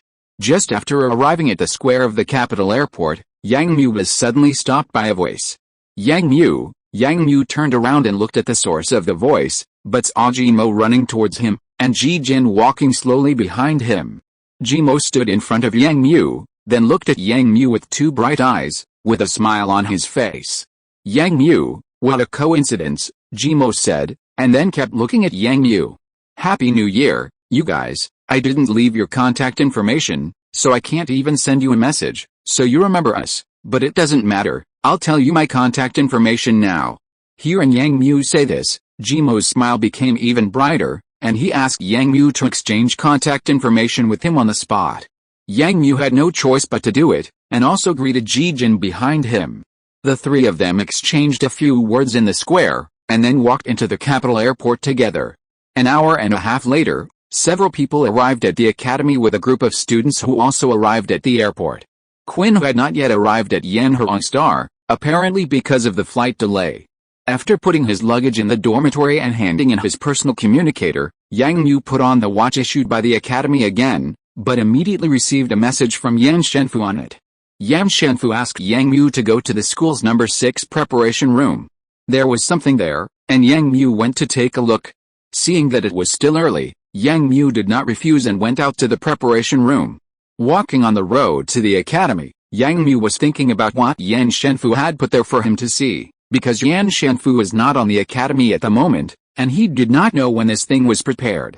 Yang Mu was thinking about this, walking on the road, but was suddenly blocked by several people. Yang Mu looked up and saw that they were 3 boys from the academy. Yang Mu did not know 2 of them, but one of them looked familiar, but Yang Mu could not remember it at once. While Yang Mu was still looking at who these people were, the most burly boy among the 3 boys spoke first. The boy walked up and looked straight at Yang Mu, and Yang Mu suddenly recognized the identity of the boy in front of him. Nanguang. Zio, Yang Mu said in surprise, but the other party nodded. Where are you going? Nanguang Zio asked, and Yang Mu explained. After hearing what Yang Mu said, Nanguang Zio's eyes flickered for a moment, revealing a smile that didn't look like a smile, and he said, since it's something that old Yan asked you to do, go get it early, but I have something to ask you. Hearing Nanguang Zio's words, Yang Mu swallowed the words that he was going to say goodbye to, and looked at him in confusion. Nanguang Zio didn't say anything, but just walked forward and said to Yang Mu, how about going to the virtual operation room at 4 o'clock in the afternoon to compete with me? Facing Nanguang Zio's sudden invitation, Yang Mu looked at the other party's burning eyes and was thinking about refusing. Don't tell me you want to refuse. In order to have a real fight with you, I have been staying in school all holiday, Nanguang Zio said aggressively, but Yang Mu was stunned for a moment, and finally nodded with a smile. Although he didn't know what this guy was thinking in his mind and why he was so keen to compete with him, Yang Mu was not afraid, and Yang Mu accepted this challenge. Okay, I'll come then. Yang Mu gladly accepted the other party's proposal, and then walked away on his own. Looking at Yang Mu's back as he left, Nanguang Zio's face showed no expression, but the 2 friends around him said to him, is that guy the mysterious guy we kept talking about in the 2nd episode? He doesn't look that good. It was a coincidence that he beat us last time. Hey, Nanguang, are you taking him too seriously? The 2 friends around him said one after another. Nanguang Zio just snorted, let out a deep breath, and said, no matter whether he's a coincidence or not, I need a game to prove who is the best. For this long-planned competition, Nanguang Zio spent a long time practicing his mecha skills, and got several battle videos of Yang Mu from Su Shaoking, and carefully analyzed the opponent's operation method. Nanguang Zio believes that he has the ability to beat the opponent. Chapter 167 From Design to Reality. Yang Mu walked through the buildings with ease and came to the steel warehouse on one side of the valley. He walked in from the passage next to it, found the number 6 preparation room, and walked in. The tall and wide laboratory was already open. Yang Mu walked in. There were countless parts piled everywhere. One side of the warehouse was a wall made of steel frames and chains, and some semi-finished products were hung around, most of which were various parts of mechas. The sound of electric welding came from the innermost part. Yang Mu continued to walk in and saw a figure in gray work clothes squatting on the ground, holding a welding mask in one hand and a welding gun in the other hand, constantly welding something, sparks flying and buzzing. Because there was a pile of cargo boxes next to him, Yang Mu couldn't see the specific situation. He looked around and saw that there was only this person in the warehouse, so he walked towards him.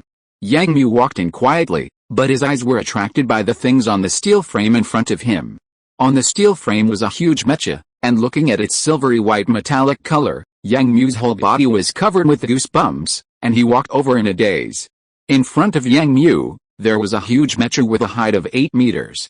The main parts of the whole mecha had been fully assembled, but looking at its current appearance, it occupied a large area when unfolded. However, Yang Mu quickly recognized that it was the mecha he designed. Old Yan actually let people make the whole mecha like this?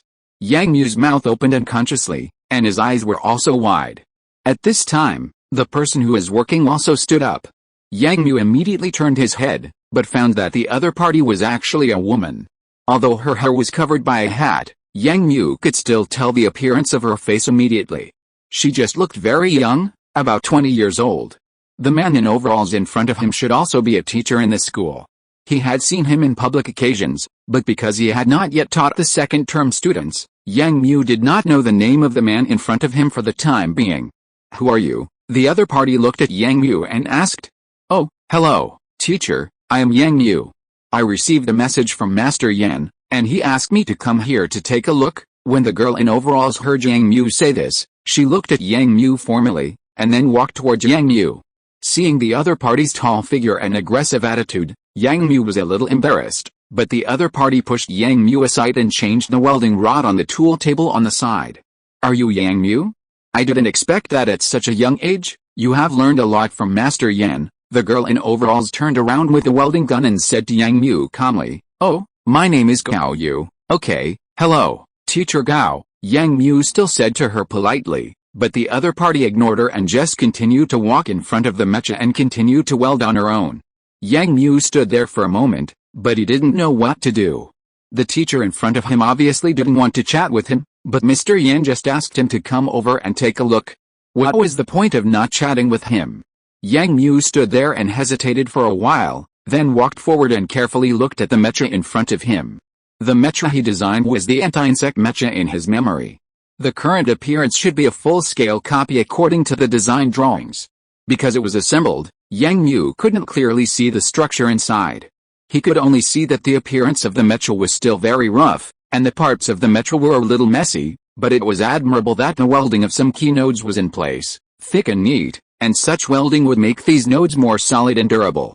Yang Mu liked it more and more, and wanted to touch it, but was suddenly stopped by the other party. Yang Mu turned his head and saw that the other party was looking at him. "Don't touch it. I made this thing with great difficulty. Although you designed it, you can't touch it now." Yang Mu was embarrassed by what the other party said. He could only withdraw his hand awkwardly, but he suddenly heard something else from the other party's words. "Teacher Gao, are you saying that this thing was completely made by you?" Gao Yu heard Yang Mu's words, snorted lightly, and said, "You don't know how torturous your thing is. Except for the core parts that use ordinary standards, the rest, from the key structure, mecha armor, bearing torsion, and these embedded energy diversion lines, for this thing, I stayed at home for 2 days during the entire holiday and came here." Gao Yu seemed to be a little angry at Yang Mu's easy statement. It seemed that he was still a little indignant about this matter. However, after saying this, Gao Yu didn't say anything. He just put down the things in his hand, walked to the side, opened a container, and then pulled a hook from the side, but it was a little difficult, so he turned his head and said to Yang Mu, who was still standing there, "Hey, come over and help me." Yang Mu ran over and saw the things in the container. It turned out to be the mechanical arm he designed. Although it was also unpainted, its ferocious appearance made people excited. "Don't look at it. This is the mechanical arm you designed. Old Yan really thinks highly of it. This thing was made in the national laboratory." Gao Yu handed the hook to Yang Mu with a jealous expression on his face. He seemed a little dissatisfied and a little envious. In fact, Gao Yu still thinks highly of Yang Mu's design. When he first took over this task from old Yan, Gao Yu was very disdainful. However, in the actual manufacturing and analysis drawings, Gao Yu found that the design was very thoughtful. Not only that, some of the components he had never seen before had to be made by hand. As the various components of the mecha continued to improve, Gao Yu became more and more aware of the uniqueness of this mecha and admired the person who designed it. But in the end, it turned out that the person who designed this mecha was just an ordinary student. Even so, many of the equipment in it were actually made by the National Laboratory and its subordinate research institutes. Gao Yu was surprised by all the things, and finally turned into envy, extreme envy. "Hang it up, and after installing it, the mecha can enter the debugging stage," Gao Yu said, and he also pulled another hook and walked to the other end to prepare to hoist it. Yang Mu looked at the thing in front of him, grinned, and the joy in his heart continued to gush out. While Gao Yu was pulling the hook, he quickly reached out and touched it. The cold touch, transmitted from Yang Mu's palm, immediately made Yang Mu more excited. After hanging his arm, Yang Mu took off his coat, picked up an electric drill next to him, and also stepped forward to help. Gao Hong originally wanted to stop Yang Mu's actions, but seeing that Yang Mu's actions were quite skillful, he stopped talking and asked him to install the parts in the next place. After such a busy schedule, the final assembly of the entire mecha was completed quickly. Yang Mu also took this opportunity to carefully ask about the mecha. Gao Yu also told Yang Mu that the installation of the mecha was in good condition now, and from Gao Hong's tone, it seemed that he was very satisfied with these things. After finishing all these things, Yang Mu happened to receive a message on his watch. Yang Mu took a look and found that it was an unfamiliar message, but Yang Mu immediately understood the content on it. "I am Nangong Zio, Waiting for you in the operation room now, a message was sent, and Yang Mu immediately raised his eyebrows. Chapter 168. Unexpectedly, Nangguangzhao was so anxious to compete with him. Yang Mu turned his head and glanced at Go Yu, who was still working. He then went forward to explain that he needed to leave first and come back later. However, Go Yu ignored Yang Mu, so Yang Mu could only put down his tools and left the preparation room. After leaving the preparation room, Yang Mu went straight to the virtual operation room. Nangguangzhao was already waiting there, and he couldn't go there too late. After all, this was already an agreed matter. When he walked to the virtual operation room, Yang Mu saw Nangguangzhao standing at the door in a combat uniform. "I thought you would break your promise and not come," Nangguangzhao clasped his fists and said to Yang Mu with satisfaction. Yang Mu smiled, said nothing, and just gestured to go in. The two walked into the operation room, where there were 20 cockpits arranged in 2 rows. These cockpits were exactly like mecha cockpits, but they were not embedded in complete mechas. This is the school's other basic mecha operating platform. It is not like the one in the mountain. It is equivalent to an advanced laboratory where students can operate a complete mecha to collect various data, while this one is completely used to give students basic training. Nangguangzhao didn't know how he got the key here, but Yang Mu didn't bother with such things. He found an open cockpit, put on his combat uniform, and stood directly in. Picking up the holographic helmet on the side, Yang Mu turned his head to look at Nangguangzhao and found that he was still standing in front of him, smiling. "What? Aren't you going to start yet? I have something to do later." Yang Mu saw that he was still standing here and urged him immediately. Although the assembly work on the mecha has been completed, Yang Mu really doesn't want to miss any of the subsequent links. He wants to clearly see the mecha he designed become a complete mecha. Hearing Yang Mu say this, Nangguangzhao showed a disdainful expression on his face. The boy in front of him was so arrogant now. Did he think he could be defeated so quickly? No, he would not be defeated. In this game, Yang Mu should be the one to fall. After that incident, Nangguangzhao has been brooding over it. If he loses to a classmate, it is not shameful, because everyone in this school is gifted, but losing to an ordinary second-term student without any background is hard for Nangguangzhao to accept. In order to win back a game, Nangguangzhao did not go to the colorful star in the new Qinstar region to vacation with his family during the entire holiday. He has been soaking in this operating room all the time, just to be able to humiliate the other party severely later. Humph, don't be so proud. The last time was just an accident. This time, you will lose. Nangguangzhao looked at Yang Mu with a burning gaze and said calmly. Yang Mu heard the other party's words and felt the other party's arrogance. He just grinned and didn't take it seriously. He just put on the holographic helmet by himself. Nangguangzhao saw that Yang Mu did not express his attitude, and his mouth twitched. He gritted his teeth, but still turned around and stood in the cockpit of another mecha next to him and began to prepare. After the holographic helmet was put on and the mecha cockpit was started, the entire holographic helmet lit up. Yang Mu pressed the buttons in the cockpit according to the general mecha operation steps. And then the image in the cabin on the holographic helmet turned into a pure white image, and then a game cover popped up. This is the same military game as the one in the laboratory in the mountain belly. It is a highly liberal game. All mecha models can be selected here at will, and the data in it is highly consistent with reality. The screen flashed again, and Yang Mu entered the platform for selecting mechas. It seems that Nangguangzhao has already entered the game, and the game mode is one-on-one, and the terrain and other parameters are randomly generated. The weapons of each mecha will be in a fully open mounting state. Yang Mu still reached out and selected a Jackdaw mecha. This mecha has very balanced performance and is also the standard mecha used by many PAJR planetary mecha troops. Yang Mu can use it very well. However, the game design fully opens up all the performance equipment of the mecha. Yang Mu naturally pulled the data of the mecha to the top and equipped it with the best equipment that the Jackdaw can equip. After selecting the mecha, only 10 seconds later, the picture in the holographic helmet flashed again, and then Yang Mu saw another scene. What came into view was a green grassland. The green grass was swaying slowly in the wind. There were a few white clouds floating slowly in the sky in the distance. The view was wide and pleasant. Yang Mu even felt that he could smell the smell of grass. But only for a moment. The relaxed expression on Yang Mu's face was immediately put away, and replaced by a serious expression. Without saying anything, Yang Mu's hand in the control slot lightly hit the chest armor of the Jackdaw mech, and transparent scales appeared on the armor of the entire mech, shining in the sunlight. A moment later, the green color of the grasslands climbed onto the black jackdaw mech, and the entire mech instantly merged with the surrounding environment. Yang Mu lowered the body of the mech almost at the moment when the camouflage color appeared, and quickly ran to a small hill next to it. In such a terrain, he actually appeared directly in the center of the entire open scene, which was too dangerous. Moreover, the radar scanner on the mech has not found the shadow of Nangguangzhao yet. It is too passive in such a wide terrain. Yang Mu needs to find a basic protection for himself. His mech is now equipped with full weapons, which means that the opponent's mech is also equipped with full weapons. This is not a scene of Dandan fighting with a cold weapon mech, but a fully comprehensive mech battle. In a relatively high-lying area in the distance, a spot on the grass of a wide platform suddenly moved. Then a long camouflaged barrel stretched out from it.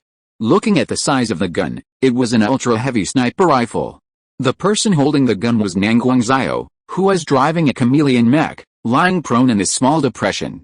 The holographic camouflage net that automatically opened on the back of the mech completely covered the entire body. Nangguangzhao in the holographic helmet raised a smile at the corner of his mouth, and his hands adjusted slightly. The long barrel moved slowly, and the intelligent side on the holographic helmet had already covered a vague figure. Just now, Nangguangzhao discovered Yang Mu. Although the other party had deployed holographic camouflage on his mech, he still couldn't escape the detection of the chameleon mech.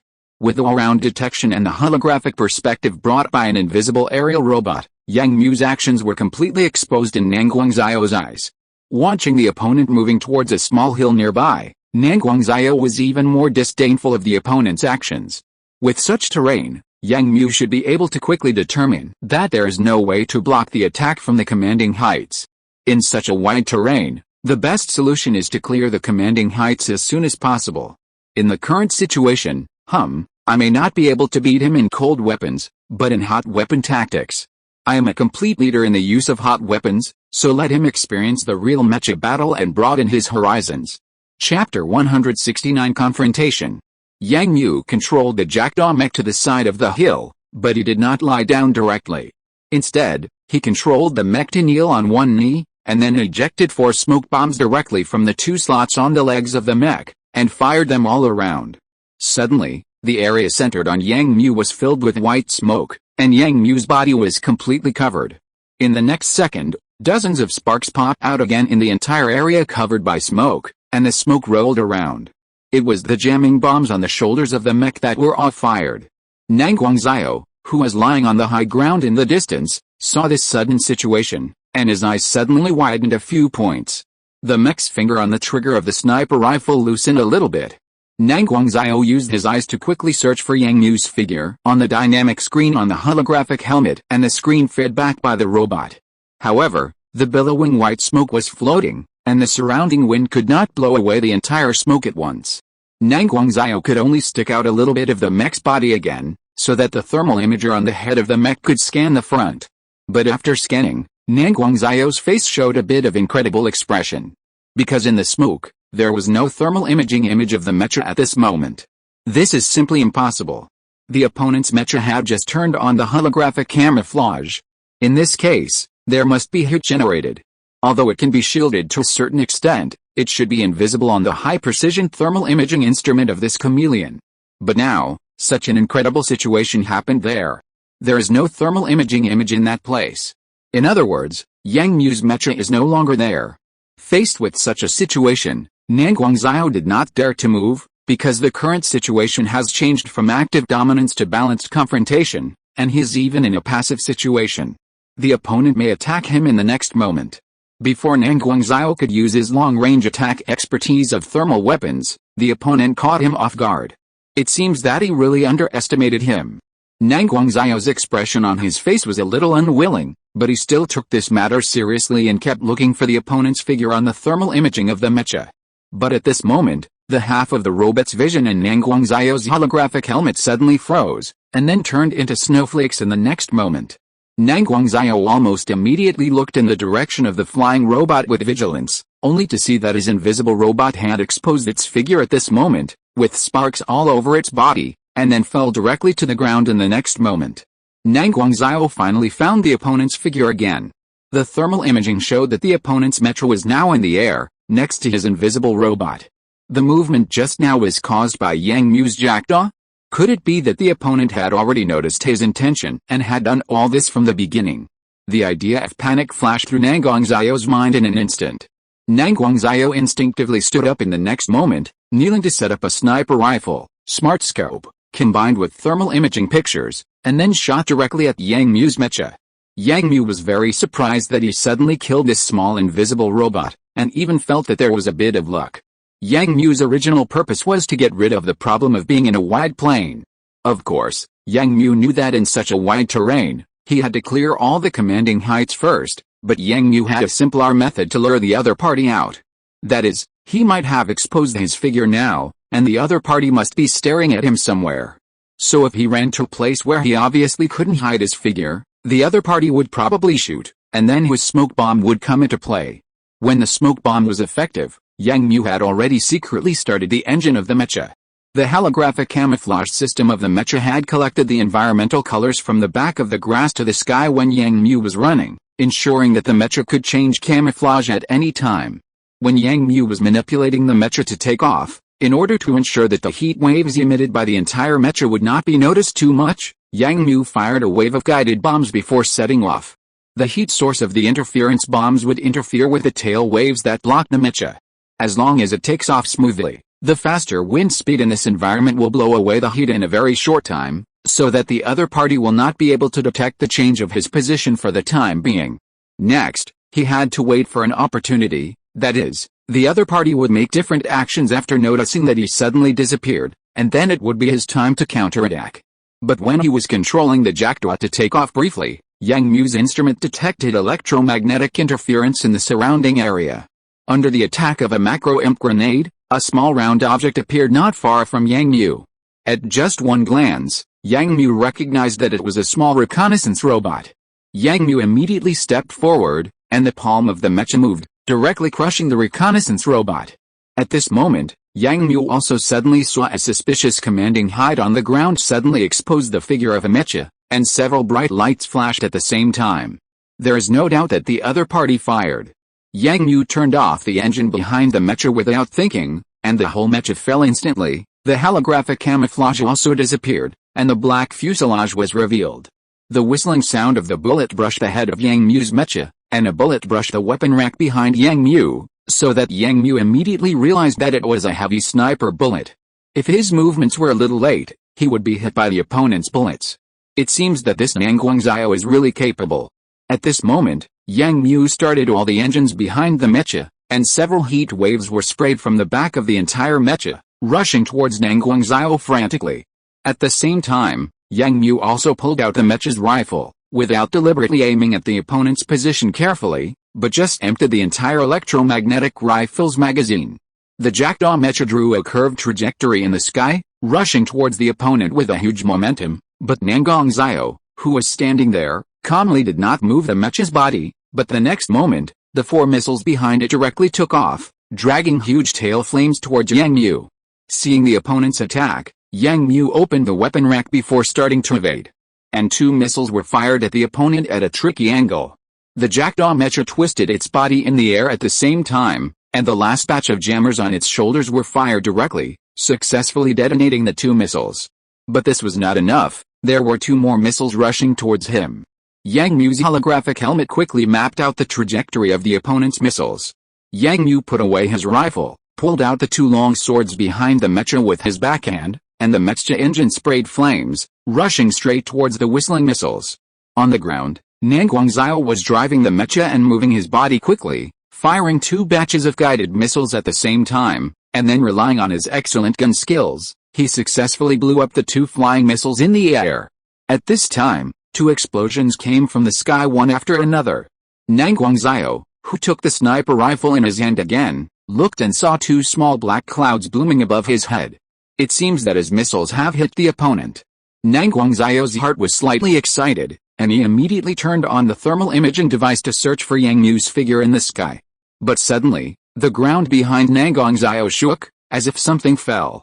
Nanguangzio felt the hair on his back suddenly stand up. He quickly raised his gun and turned his body, only to see a black jackdaw mecha standing 10 meters away from him. Your distance advantage is gone. Next, you can only choose close combat with me, right? Yang Mu's calm voice came from the mecha channel. The jackdaw mecha stood up, and the two long swords in his left and right hand slid crosswise, and the contacting blade tips sparked bursts of sparks. If you're listening to this novel on a channel other than Fanfic World, it means they downloaded and uploaded it without effort. We cordially invite you to visit our channel, Mundo Fanfic Novelis. There you'll find the original version of this story and you can explore many other novels of various genres. We're waiting for you to immerse yourself in a world of incredible novels. Chapter 170, Superior Skills. Nang Guangzhou and Yang Mu stood face to face. Yang Mu opened the two long swords in his hands, but did not make any further moves. Nang Guangzhou, who was holding a long sniper rifle, also stood upright. The breeze rolled up the grass leaves, and the two people were filled with murderous intent. Nang Guangzhou looked at the jackdaw mecha in front of him and couldn't believe that all this happened so quickly. His missiles clearly exploded in the air, so how did the other party dodge the attack? And how could the other party reach him so quickly? In this case, has this person been hiding his strength before? Otherwise, from beginning to end, the time span is only about 5 or 6 minutes, and the other party has already taken advantage and forced himself into a desperate situation. This Yang Mu. What a powerful character. Thinking of this, Nang Guangzhou's eyes turned cold, and his hands moved. The lock on the mecha stuck to the butt of the sniper rifle, and the trigger was pulled suddenly, with a roar. But at the same moment, Yang Mu also moved. Two long swords turned into light and shadow and attacked Nang Guangzhou. The sound of metal clashing rang out, and the sniper rifle in Nang Guangzhou's hand was broken into two pieces the next moment. The long barrel fell to the ground, and Nang Guangzhou immediately controlled the chameleon mech to retreat quickly. At the same time, he threw down the sniper rifle in his hand and pulled out the two scimitars behind the chameleon mech. But Yang Mu's body was also chasing closely, with two long swords crossed in front, and directly facing Nang Guangzhou with a fierce offensive. Yang Mu was very dissatisfied with the opponent's current actions.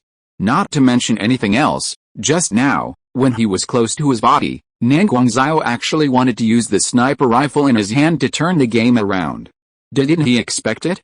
His mecha is a mecha that focuses on reconnaissance and long-range attack. When faced with a current situation, what he can do is to find a distance advantage with himself. When dealing with a mecha with comprehensive performance like Jackdaw, close combat is obviously a disadvantage for Nang Guangzhou. However, under the threat of his own words and actions, Nang Guangzhou still gave up this method. Now he has drawn his cold weapon, and it seems that he intends to face his actions directly. Yang Mu stopped the mecha's steps, shook the two long swords in his hands, and took a stance. Nang Guangzhou also took two scimitars and made a knife flower, and then suddenly threw one of the scimitars. The scimitar rotated and flew towards Yang Mu. Due to the close distance, Yang Mu could only quickly control the mecha to dodge. But after Yang Mu dodged the attack of the flying scimitar, Yang Mu, who looked at Nang Guangzhou again, was surprised to find that there was no mecha of the opponent in the field. Yang Mu immediately realized what was going on. Chameleon Mecha, a mecha with excellent camouflage design, uses a band ripple stealth device on the surface of this mecha. Combined with its own special heat treatment mechanism, it can avoid the measurement and detection of many instruments. Yang Mu's Jackdaw is also among them, and there is no way to scan and detect it through instruments. Yang Mu immediately preheated the engine behind him, and lowered the body of the mecha, ready to dodge at any time. The scimitar just now fell not far from Yang Mu, and there was only the sound of wind blowing around.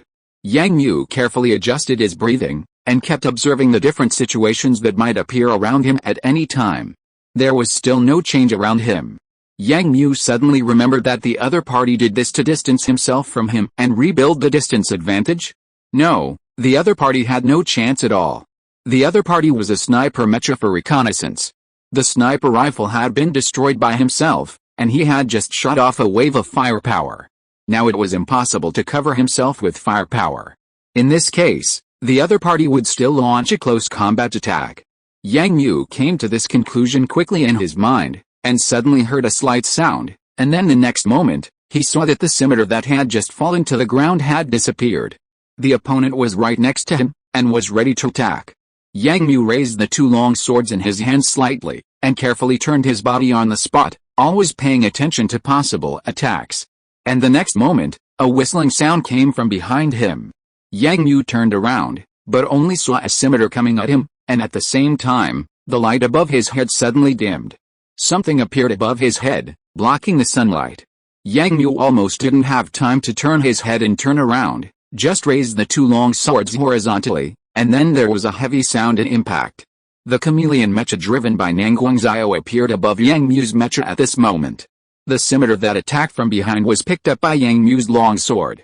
Nangguangxiao in front of him was manipulating the chameleon mecha with another scimitar and rushed down, barely blocked by Yang Mu's long sword. Before Yang Mu could swing his sword to push the opponent away, Nangguangxiao's mecha automatically retreated and then disappeared into the surrounding environment again. Yang Mu's expression was a little ugly at this moment. He didn't expect that the opponent's strength should not be underestimated. During this period of time, although the opponent was far behind him in face-to-face close combat, Nangguangxiao immediately thought of other ways to restrain himself. That is, from the long-distance confrontation at the beginning, to relying on the characteristics of the mecha to hide and attack now, thus greatly avoiding the opportunity of a head-on confrontation with himself, and ensuring that he still has the chips to win. But Yang Mu couldn't let the opponent succeed like this. Silently, Yang Mu quietly reversed the longsword in his left hand. This action was very subtle, and the opponent should not have seen it. Sure enough, more than a minute later, the opponent used the same move again, but the mecha's body was exposed first and attacked Yang Mu, while the other scimitar was still rolling towards Yang Mu. Yang Mu had to bear the opponent's attack first, and if the mecha's arms were clamped, the opponent would have the advantage, and Yang Mu could only sit and wait for death and directly bear the opponent's attack. But this was obviously not what Yang Mu wanted to see, and he didn't want the opponent to achieve it. Yang Mu twisted his body sharply and deflected his body to a certain angle. At the same time, the long knife in his right hand still raised the horizontal block and directly held the scimitar in the opponent's hand. Yang Mu's left hand holding the long knife in reverse also swung up, and the reverse blade drew a mark on the opponent's armor. At the same time, Yang Mu suddenly forced the opponent away, so that the scimitar attacking from behind was empty. Another confrontation was completed in an instant, but Yang Mu did not wait for the opponent to hide again, but directly ejected the long knife in his hand and fiercely inserted it into the opponent's mecha thigh. The disadvantage of the chameleon mecha is that once this invisible layer is destroyed, there will be no way to restore it, and the mecha will have nowhere to hide.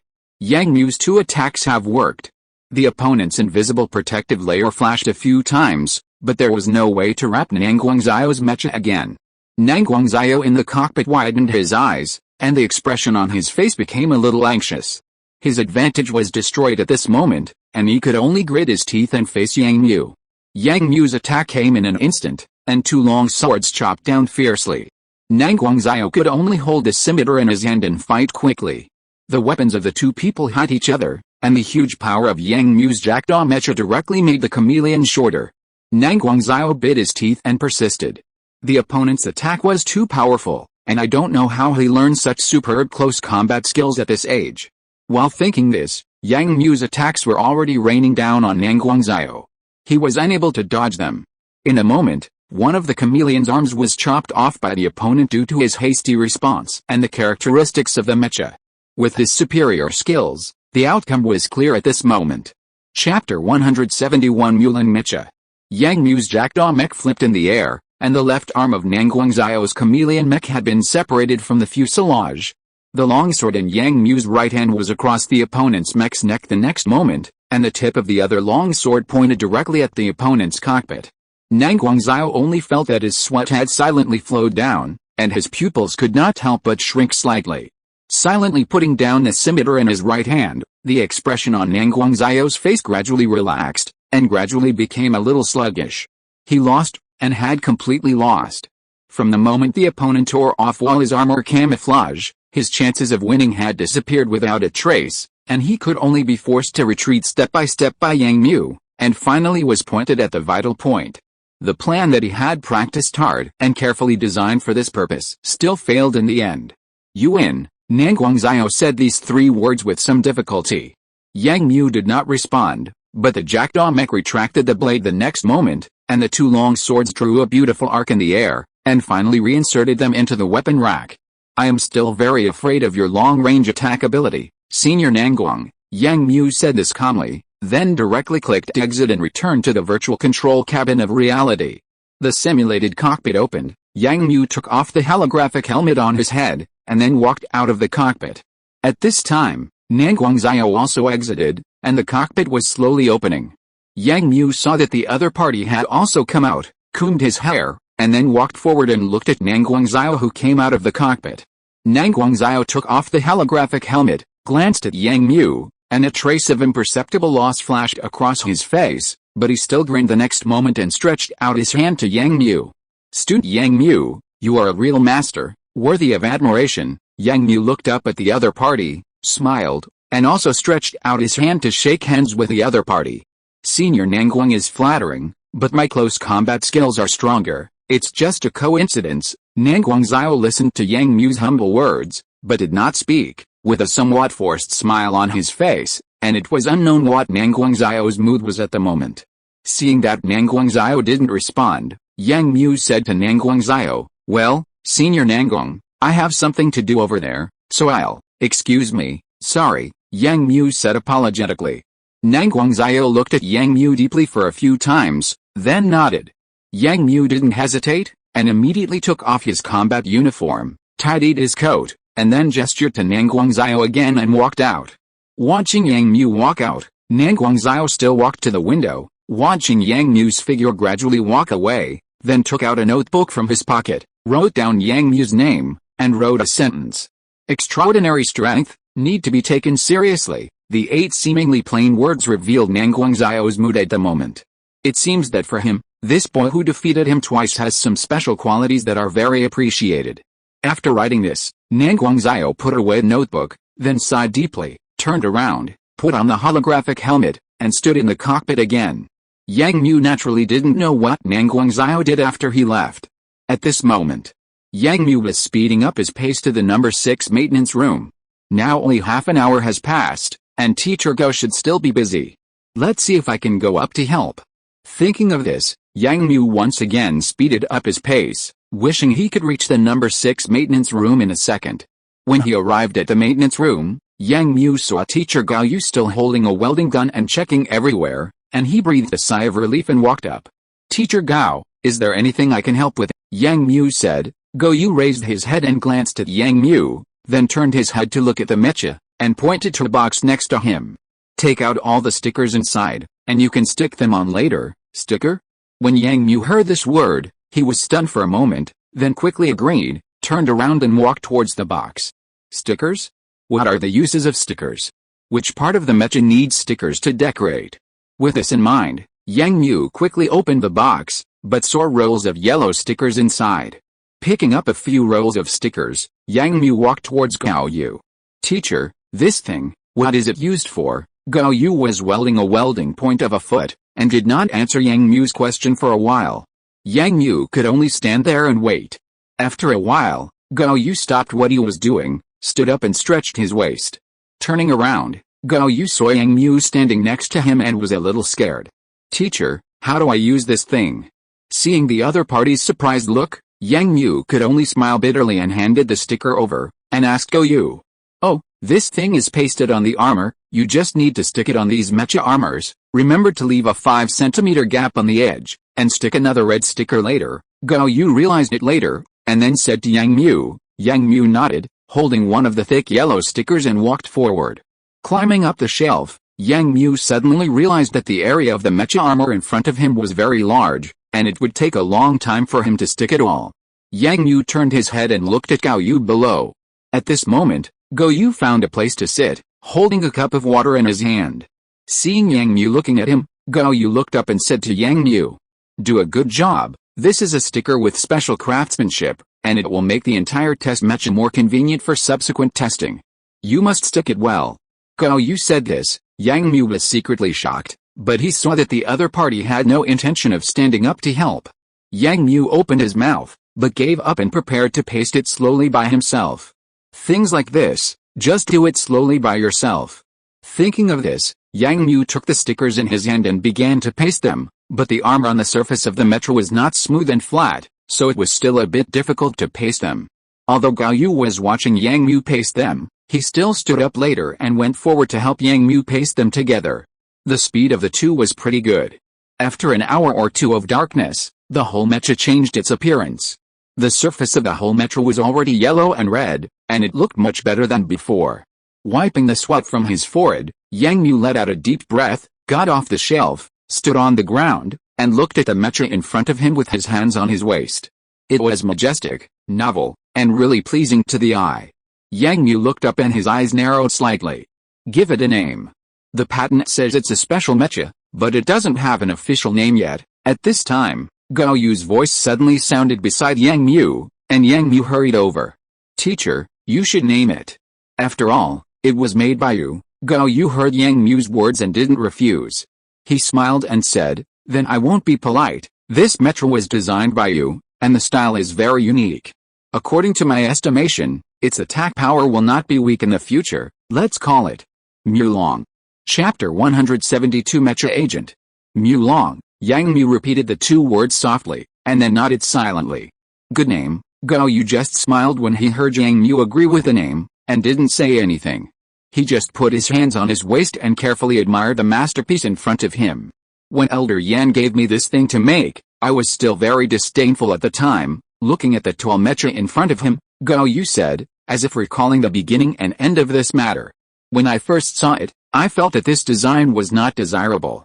Do you know what it was? Gao Yu turned his head to look at Yang Mu, and Yang Mu also turned his head, but shook his head. That's because such a design is not good for the combat of the mecha.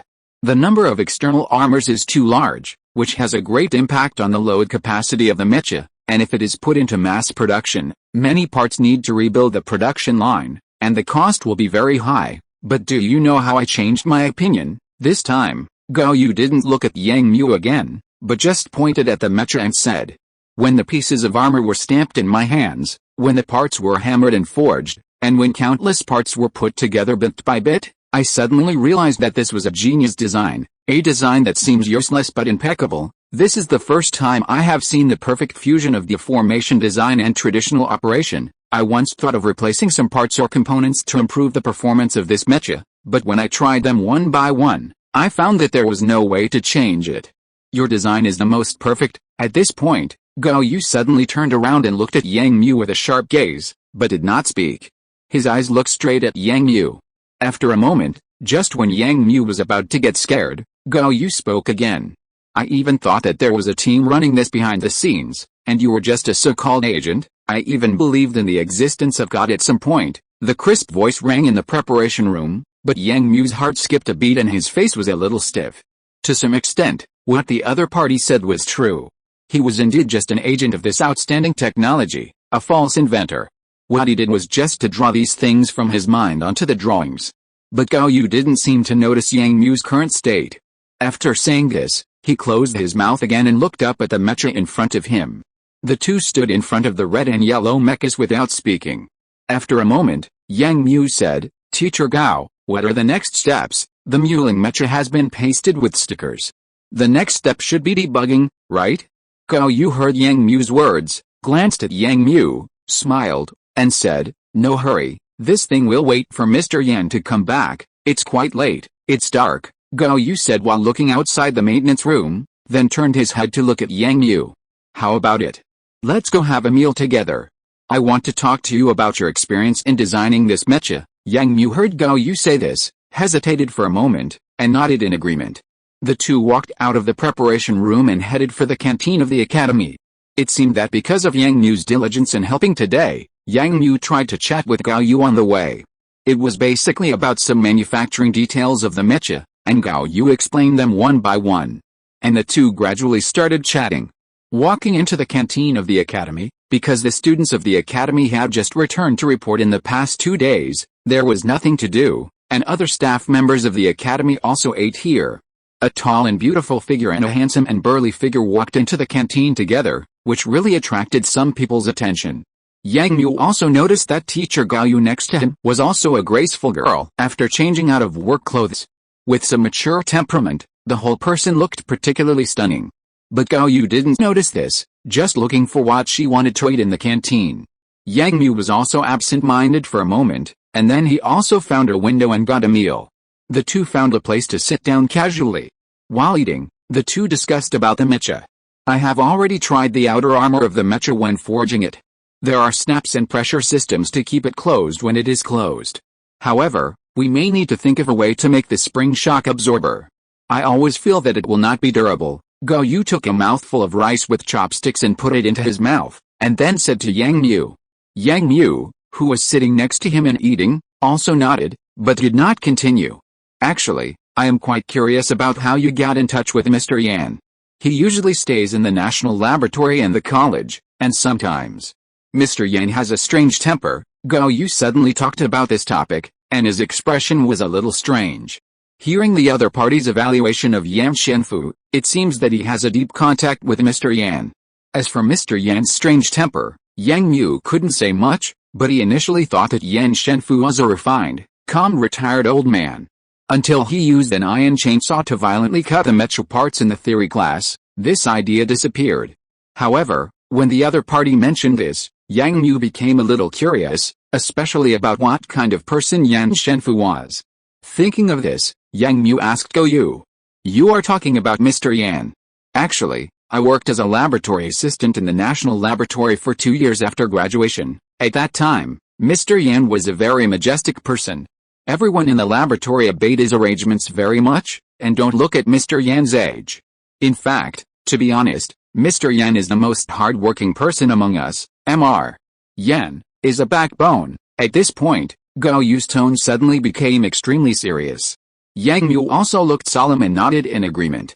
Well, but in fact, Mr. Yan is usually a very interesting person. He can joke with us, and we are willing to chat with him. At this time, Yu changed his tone and said again. Let me tell you, we girls can deal with him in many ways if we act like a spoiled child, but you boys can't do that. No boy can be lazy under Master Yan. Yu seemed very proud when she said this, and a smile appeared on her face. Yang Mu smiled awkwardly when he heard her say this, and reached out to touch his nose. Bang! At this moment, a hand slammed hard on the table in front of the two of them. The loud noise startled Yang Mu, and he immediately looked up. But he was surprised to find that it was Jimo who was standing at the dining table. At this moment, she was looking at Yang Mu with a puffy face, and her expression looked like she wanted to eat someone. Jimo, what are you doing? Yang Mu looked at the other party's actions, and was also a little confused. He looked up and said in surprise. Jimo became even more angry, and her teeth in her mouth were grinding and creaking, and finally squeezed out a word from her mouth. Humph! Scumbag! Chapter 173 Jimo's Misunderstanding. Jimo's sudden appearance put Yang Mu and Yu in a somewhat awkward situation, especially when Jimo said the word scumbag to Yang Mu. Yu, who was sitting next to him, seemed to have noticed something and laughed. Yang Mu wanted to cover his face to express his helplessness, but he still stood up and explained to Jimo, this is, don't explain, Yang Mu, I see through you, you are a scumbag, Jimo said angrily, staring at the other person with wide eyes. When she came to eat just now, she had just found a place to sit down and noticed that Yang Mu was also eating at a table not far away. Jimo was about to sit over with Yang Mu, but saw a tall figure sitting opposite Yang Mu, and it seemed that Yang Mu was still very happy. Jimo immediately expressed her anger, and saw that the two of them were chatting happily there, and it seemed that they were talking very speculatively. After this, thinking back to Yang Mu's attitude towards her before, Jimo suddenly felt very angry. When she saw the two of them laughing again, Jimo could no longer bear it, and walked straight over and slapped Yang Mu's desk hard. This time, Jimo saw more clearly that the girl in front of Yang Mu was very beautiful. It turned out that men were like this, Seeing Jimo's attitude, Yang Mu immediately understood that Jimo had misunderstood something, so he could only point at Yu and then speak to Jimo in a gentle voice. Jimo, you misunderstood, this is Teacher Gao. As soon as Yang Mu's words came out, Jimo's eyes, which had turned around and stared at Yu, suddenly froze for a moment, and then turned around and looked at Yang Mu with some disbelief. Seeing Jimo's look, Yang Mu could only smile bitterly and nod at her. This is our teacher, you should have an impression of him. Today I came to help assemble the mecha, and we were just talking about mechas. Listening to Yang Mu's explanation, although Jimo's face had lost the anger, she was still a little puzzled. She looked at Yu in confusion, and then turned her head to look at Yang Mu. At this time, Gao Yu stood up and said to Jimo with a smile, "It seems that this little sister has misunderstood. Don't worry, I don't have the idea of hooking up with your boyfriend." "What? He is not my boyfriend." After looking at Gao Yu, Jimo quickly lowered her head and said shyly. Yang Mu, who was standing next to him, really wanted to cover his face again, but he could only smile awkwardly, knowing that even if he explained, Gao Yu in front of him would not believe it. Gao Yu's eyes now clearly regarded this as a quarrel between a young couple. "Okay, let's do this, Yang Mu. When Mr. Yan comes back in 2 days, I will notify you to go. You can be the pilot for the mecha debugging work," Gao Yu said to Yang Mu, then turned around and left. Yang Mu also quickly agreed. Turning his head, Jimo was standing beside Yang Mu, looking up at Yang Mu a little embarrassed. Yang Mu sighed, pursed his lips and said to Jimo, "Alice, I don't know what to say, I'm sorry, I thought," Jimo said in a low voice. Yang Mu interrupted her and picked up his plate. "Have you eaten? Or do you want to go back together?" Jimo nodded and followed Yang Mu. Putting the plate in the recycling area, Yang Mu and Jimo walked out of the cafeteria together. The bright moonlight sprinkled on the ground, and the smart street lights in the college also automatically dimmed the brightness, making the whole college look in a dark environment. Yang Mu and Jimo walked alone on the way back to the dormitory. Jimo also followed Yang Mu silently from the beginning and walked side by side with Yang Mu. Yang Mu turned his head and looked at Jimo. He felt that he had to break the somewhat awkward atmosphere, so he spoke. "Did you have fun during the spring festival this year?" Oh, I had a lot of fun. My brother took me around everywhere. Everything was bright red and beautiful. I also had a very beautiful outfit. They said it was called Hanfu. It was comfortable and beautiful to wear." When talking about this, Jimo suddenly seemed to open up her chatterbox. I don't know if it was to ease this awkward situation. She talked about everything like a bamboo tube pouring beans. Yang Mu did not interrupt Jimo's words, but just listened with a smile. "Then it seems that you had a very happy spring festival." "Well, I have never had such a happy festival," Jimo nodded, and said with shining eyes. "Yang Mu, what about your spring festival? What was it like?" Yang Mu smiled and looked up at the moon in the sky. "My spring festival was almost like this. I spent it with my family and had a lot of fun." Jimo nodded, without saying anything, but the expression on her face suddenly looked a little lost. "Hey, where's your brother Ji-jin? What does he do when he's at home?" Yang Mu didn't notice Jimo's change of mood and asked again. "My brother, he usually takes me out to play, and sometimes he's tinkering with something in his laboratory. Anyway, he likes to invent some weird things, so Ji-jin is still a person with strong hands-on ability." Yang Mu thought so, Jimo said again. "But brother's inventions are very useful. Everyone likes brother's inventions." When Jimo said this, Yang Mu was stunned. "Very popular with everyone? It seems that Ji-jin is also a practical inventor?" Thinking of this, combined with Ji-jin's always indifferent face, Yang Mu was very curious about Ji-jin's inventions in the laboratory.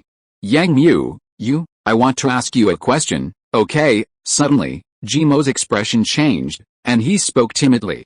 Yang Mu turned his head and looked at the other party, with doubts. "What's the question?" Jimo lowered his head even deeper, and didn't speak until a long time later. "I ask you, have you ever liked me?" Such words suddenly came out of the other party's mouth, and Yang Mu was stunned for a while. Since entering this college, the girl in front of him is a lively, cheerful, gentle girl, but at this moment she asked such a bold question. Yang Mu also lowered his head, pondered for a moment, and thought about the words to answer in his heart. "Actually, it's okay if you don't answer, and you don't need to say anything to comfort me." At this time, Jimo spoke again. "I know that you have someone you like, but I really want to know the result." Jimo said this, lowered his head again, and his voice gradually became smaller. Hearing Jimo's deterioration, Yang Mu seemed to have understood something, sighed, stopped, turned around, and said to Jimo, I admit that you are a very good girl, and many people like you. I like you too, but, that's good, you said you liked me, right?" At this time, Jimo interrupted Yang Mu's words, and Yang Mu looked over with some confusion. "That's good, I just need to know this." Jimo showed a smile on her face. And all the words that Yang Mu wanted to say were suppressed in her stomach. Chapter 174 Start Debugging. 1, 2, 1. 1, 2, 1, the neat voice echoed on the mountain trail. A team of students wearing green training uniforms were now lined up in a long line, running in a neat pace on the trail. This was the second day after Yang Mu came back, and the formal training began immediately. Yang Mu also saw Long Lai again. He still had that expressionless look, but it was March and the weather was a bit cold, but Long Lai was still wearing only a thin t-shirt. When Yang Mu passed by him, he did not show any strange expression. The last time he ran away was indeed something that Yang Mu himself could not understand, because in Yang Mu's memory, there was another rampage, that was on the Aquamarine Star, and it was for Chen Kai that he fell into a state that Yang Mu could not describe. Before, even in the last life, Yang Mu had never seen that kind of rampage on himself, so all of this, in the final thinking of Yang Mu, was attributed to Cuz's trick. But he could not actively enter that dream, so he had no way to ask clearly what was going on. By the way, since Cuz's appearance a few months ago, there has been no news of him. Last night, Yang Mu was called to the infirmary, where the nurse took another tube of blood from Yang Mu. When Yang Mu wanted to ask if there was any result for his condition, the doctor and the nurse shook their heads and said they didn't know. Yang Mu tried to contact Ma Wenjin, but found that he didn't have his contact information, and even didn't have the contact information of researcher Xiao Li and others. Yang Mu could only put this matter aside temporarily and concentrate on the current training. There should be an opportunity to trigger that state, and it shouldn't be so easy for him to run away again. After the morning run, Yang Mu started his normal course study. The theoretical course of Battlefield Command was taught by Su Xiaoqing and another middle-aged teacher. The practical training course has not been arranged yet, but the teacher is still Long Lai. Regarding the two teachers of the theory class, Yang Mu knew that the middle-aged professor should be a central command staff officer, who had many unique military plans and strong theoretical ability, but he was very serious in class and had strict requirements. Once students made a mistake, it would mean failing the course. Su Xiaoqing had a completely different teaching style. Su Xiaoqing seemed to be more inclined to teach in a relaxed manner, and he was proficient in using various advanced equipment. He analyzed each theory vividly for everyone by combining virtual images with military ideas. Everyone liked his class. Some students who did not need to study this course also came to listen to the class, but some people who just came to appreciate Su Xiaoqing's beauty were excluded. But the strange thing was that no matter how Yang Mu looked for Su Xiaoqing's information, he found that there was no personal information at all. Even in the college's intranet, there was only a photo and a brief introduction of the three words Su Xiaoqing. No students in the college knew that Su Xiaoqing had any other identity besides a teacher, which inadvertently cast a veil of mystery over Su Xiaoqing.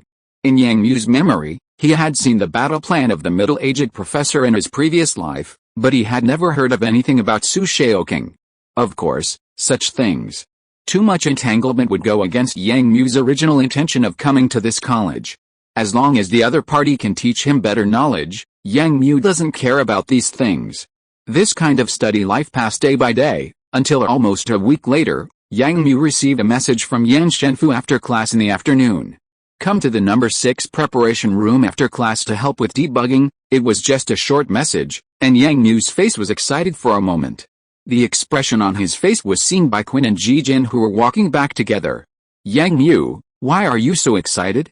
What's wrong? Quinn asked, and Ji Jin also turned his head to look at Yang Mu. Yang Mu paused for a moment and said, "It's Master Yan. He asked me to go over for something." "Master Yan is back?" Quinn asked in surprise. Yang Mu nodded. Quinn turned his head helplessly and said to Ji Jin beside him, "To be honest, I envy Yang Mu very much. Master Yan always favors me." Ji Jin glanced at Quinn, then at Yang Mu, and said, "Then go quickly. Master Yan may have something important to ask you." "Quinn, let's go back, okay?" "Ji Jin, how about going to the library with me? Let's borrow some books." Quinn didn't have much trouble with this question. He said to Ji Jin immediately. The two separated from Yang Mu at the intersection and walked towards the library. Yang Mu saw the two leave and walk towards the direction of the number 6 maintenance room. When they arrived at the number 6 maintenance room, there was no sound from inside. Yang Mu walked in and came to the place where the mecha was assembled last time. He saw the mecha that had been removed from the shelf and stood on the ground, and Gao Yu was climbing up and down for maintenance. Of course, there is also Yan Shenfu, who is now standing aside, looking at the relevant data of Gao Yu's manual debugging. Yang Mu stepped forward, came to Yan Shenfu, and bowed slightly. Mr. Yan, I'm here. Yan Xianfu, who was checking the data, was reminded by Yang Mu's voice, turned his head, and then said to Yang Mu, "It's okay to come. First help your teacher Gao to complete the final debugging work, and then drive out to the shooting range to test the power," Yan Xianfu said to Yang Mu in a calm tone, and then lowered his head to check the data report again. Yang Mu nodded, walked forward to help with the preparation work, and after finishing, Yang Mu went to the side to change into combat uniforms, and came to Yan Xianfu and Gao Yu. Yan Xianfu nodded and looked at Yang Mu's outfit, and then said to Yang Mu, "Originally, your teacher Gao wanted to do this work himself, but I think it's your design. It would be better for you to feel it yourself." Gao Yu, who was standing aside, pouted silently. "And the results here also show that your mecha operation score is very high." Yan Xianfu said this, and then smiled at Yang Mu. "Yang Mu, the teacher is busy making this thing for you, and I hope you can perform well." Yang Mu nodded, then put on the holographic helmet, took a deep breath, and walked forward. In the unfolded form of the Mulan mecha, the cockpit is still very high, so an automatic pedal is designed here, which allows the driver to step on it and sit on it. Getting into the cockpit that is slightly tilted forward, because it is an arc design, there is a slight arc design on the torso, but this does not affect Yang Mu's limbs to operate. Originally, this mecha also has an operating system, which is a typical neural operating system. Yang Mu did not dare to draw it, and still made it into a somatosensory operation design. The chest armor of the mecha closed, Yang Mu's holographic helmet lit up, the hood of the entire mecha opened, and a faint flame was brewing inside. After greeting Yan Xianfu's friend Gao Yu, Yang Mu moved his feet, and the entire mecha, which was originally in its unfolded form, suddenly stood up and tilted to one side. Gao Yu even screamed, but Yang Mu was lucky enough to hold on to the cargo box beside him, stood up again, and then slowly controlled the mecha to walk out. Chapter 175 Adventure Test. The Muling mecha staggered out of the door beside the maintenance room. Gao Yu behind him used a small floating platform to take Yan Xianfu to catch up with Yang Mu. When they reached the shooting range 200 meters away from the maintenance room, Yang Mu was already able to skillfully control the Muling mecha to move forward steadily. During the movement, Yang Mu also debugged some parts from time to check their status during the movement of the mecha. Everything was fine, but the speed of the mecha in the deployment mode was a little slow. Yan Xianfu and Gao Yu, who were standing in the distance, had also climbed onto a high platform not far away. Seeing that Yang Mu was able to walk steadily to the shooting range, Yan Xianfu looked at Yang Mu's skillful movements and nodded. Walking to the center of the shooting range, Yang Mu stood still, and at the same time, Gao Yu's voice came from the channel.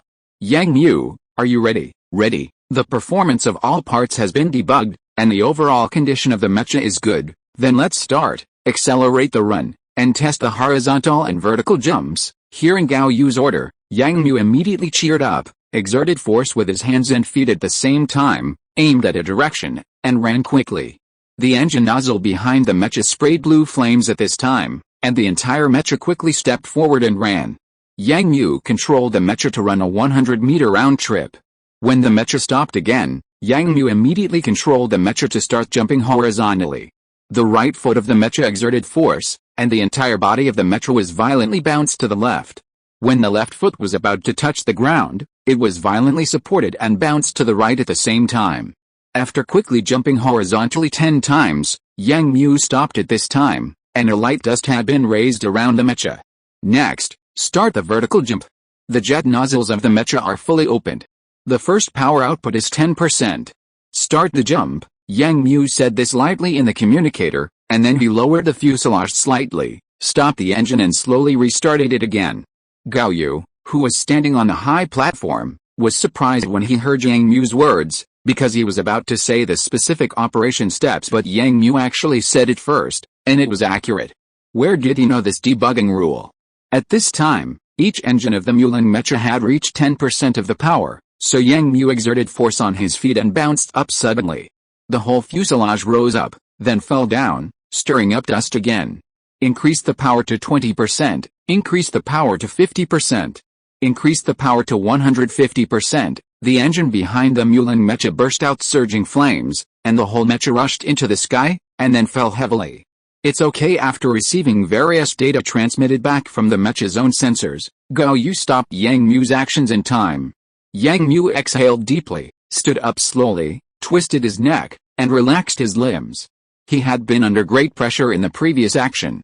As for why Yang Mu knew these detailed procedures, it was because Yang Mu's original mecha Annihilation also came from a test machine, and as an adaptation driver, he participated in the training throughout the process, so he was still very familiar with some basic actions.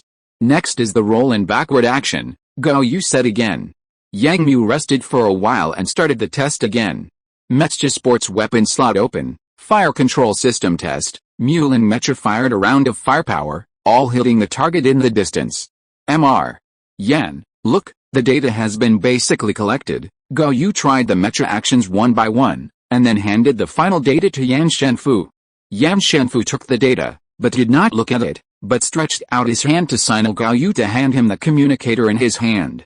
Gao Yu looked at Yan Shenfu's gesture and was a little confused. He said to him, Mr. Yan, the test project has been completed. Did you ask Teacher Su and others to wait for the combat data test? Yan Shenfu listened to Gao Yu's words, but shook his head and said to Gao Yu, I know this, but there is still a project that has not been tested. Another project. Gao Yu was a little puzzled, but still handed the communicator in his hand to Yan Shenfu. Yan Shenfu took the communicator, turned around, and said to Yang Mu in the shooting range. Yang Mu, how much energy does the mecha have now? Yang Mu heard that it was Yan Shenfu's voice, but he was not particularly surprised. He took a look at the data on the screen and said it. There is still 43% of power, Mr. Yan, is there anything else to test? Well, let's test the synthetic form of the mecha, Yan Shenfu said lightly. Yang Mu was stunned for a moment, but he immediately agreed. Gao Yu stood aside and still didn't understand what Yan Shenfu was going to do. Yang Mu did it immediately, exerting force with his hands and feet at the same time, and the entire mecha began to change rapidly. The armor that was originally attached to the side of the mecha began to move, and then opened up, surrounding the entire mecha in a crouching position, and finally turned into a sphere more than 4 meters high. This is the design feature of the Mulan mecha, which can make the mecha into a nearly circular posture. Yang Mu turned on the mecha's gyroscope auxiliary system, and at the same time paid more attention to the movement of his feet, which would be a necessary condition to determine whether the mecha can roll forward. Start the rolling test. The bullseye in front of the target. Seeing that Yang Mu was ready, Yan Shenfu immediately spoke, and Yang Mu also immediately drove the entire spherical mecha to roll. The state of the Mulan mecha was not very good when it rolled. Although Yang Mu did not feel uncomfortable because of the upside-down roll, he still felt a little uneasy when he heard the creaking sound of the surrounding armor metal from time to time. Yang Mu manipulated the sphere to roll slowly, and then slowly added force. The speed of the mecha moving forward was obviously faster than the just unfolded form. Deploy the mecha and destroy the stone in front. Yan Shenfu said this when the Mulan mecha just rolled over a small slope and took off. Yang Mu quickly followed Hankei's order. The mecha jumped up at this time. There was a big stone not far in front of it. Yang Mu quickly operated the drill bit in his left hand and hit it hard. The rolling head and the destruction device behind it broke the whole stone in the next moment. Restore the contracted form and continue to move forward. Seeing that Yang Mu's attack was effective, Yan Shenfu did not mean to let Yang Mu stop, but said to Yang Mu again.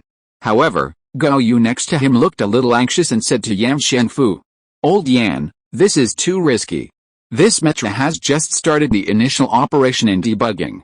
This high-intensity action may be dangerous. Yan Shenfu certainly heard Gao Yu's words, but he stared at Yang Mu's mecha in the distance and did not care about Gao Hong's words. Deploy immediately.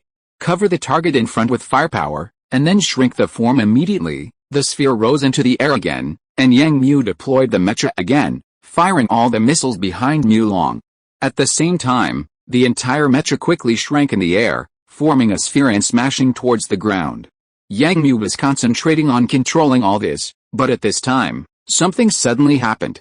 There was a loud noise, and a piece of armor in front of Yang Mu suddenly broke, and then separated from the sphere. The entire mecha was immediately out of control. Several pieces of armor around it also received varying degrees of damage for this reason. The sound of the mecha's metal tearing came one after another. Yang Mu responded urgently and deployed the mecha again, which barely stopped the mecha. At this time, Gao Yu was already driving the suspended platform, taking Yan Shenfu to the location where Yang Mu was. End of this chapter. Thank you very much for reaching the end. Don't forget to like. Looking for more exclusive content and immediate access? Subscribe to our Patreon. Remember, every like, subscription, or donation encourages us to continue. Thanks to everyone. See you in the next video.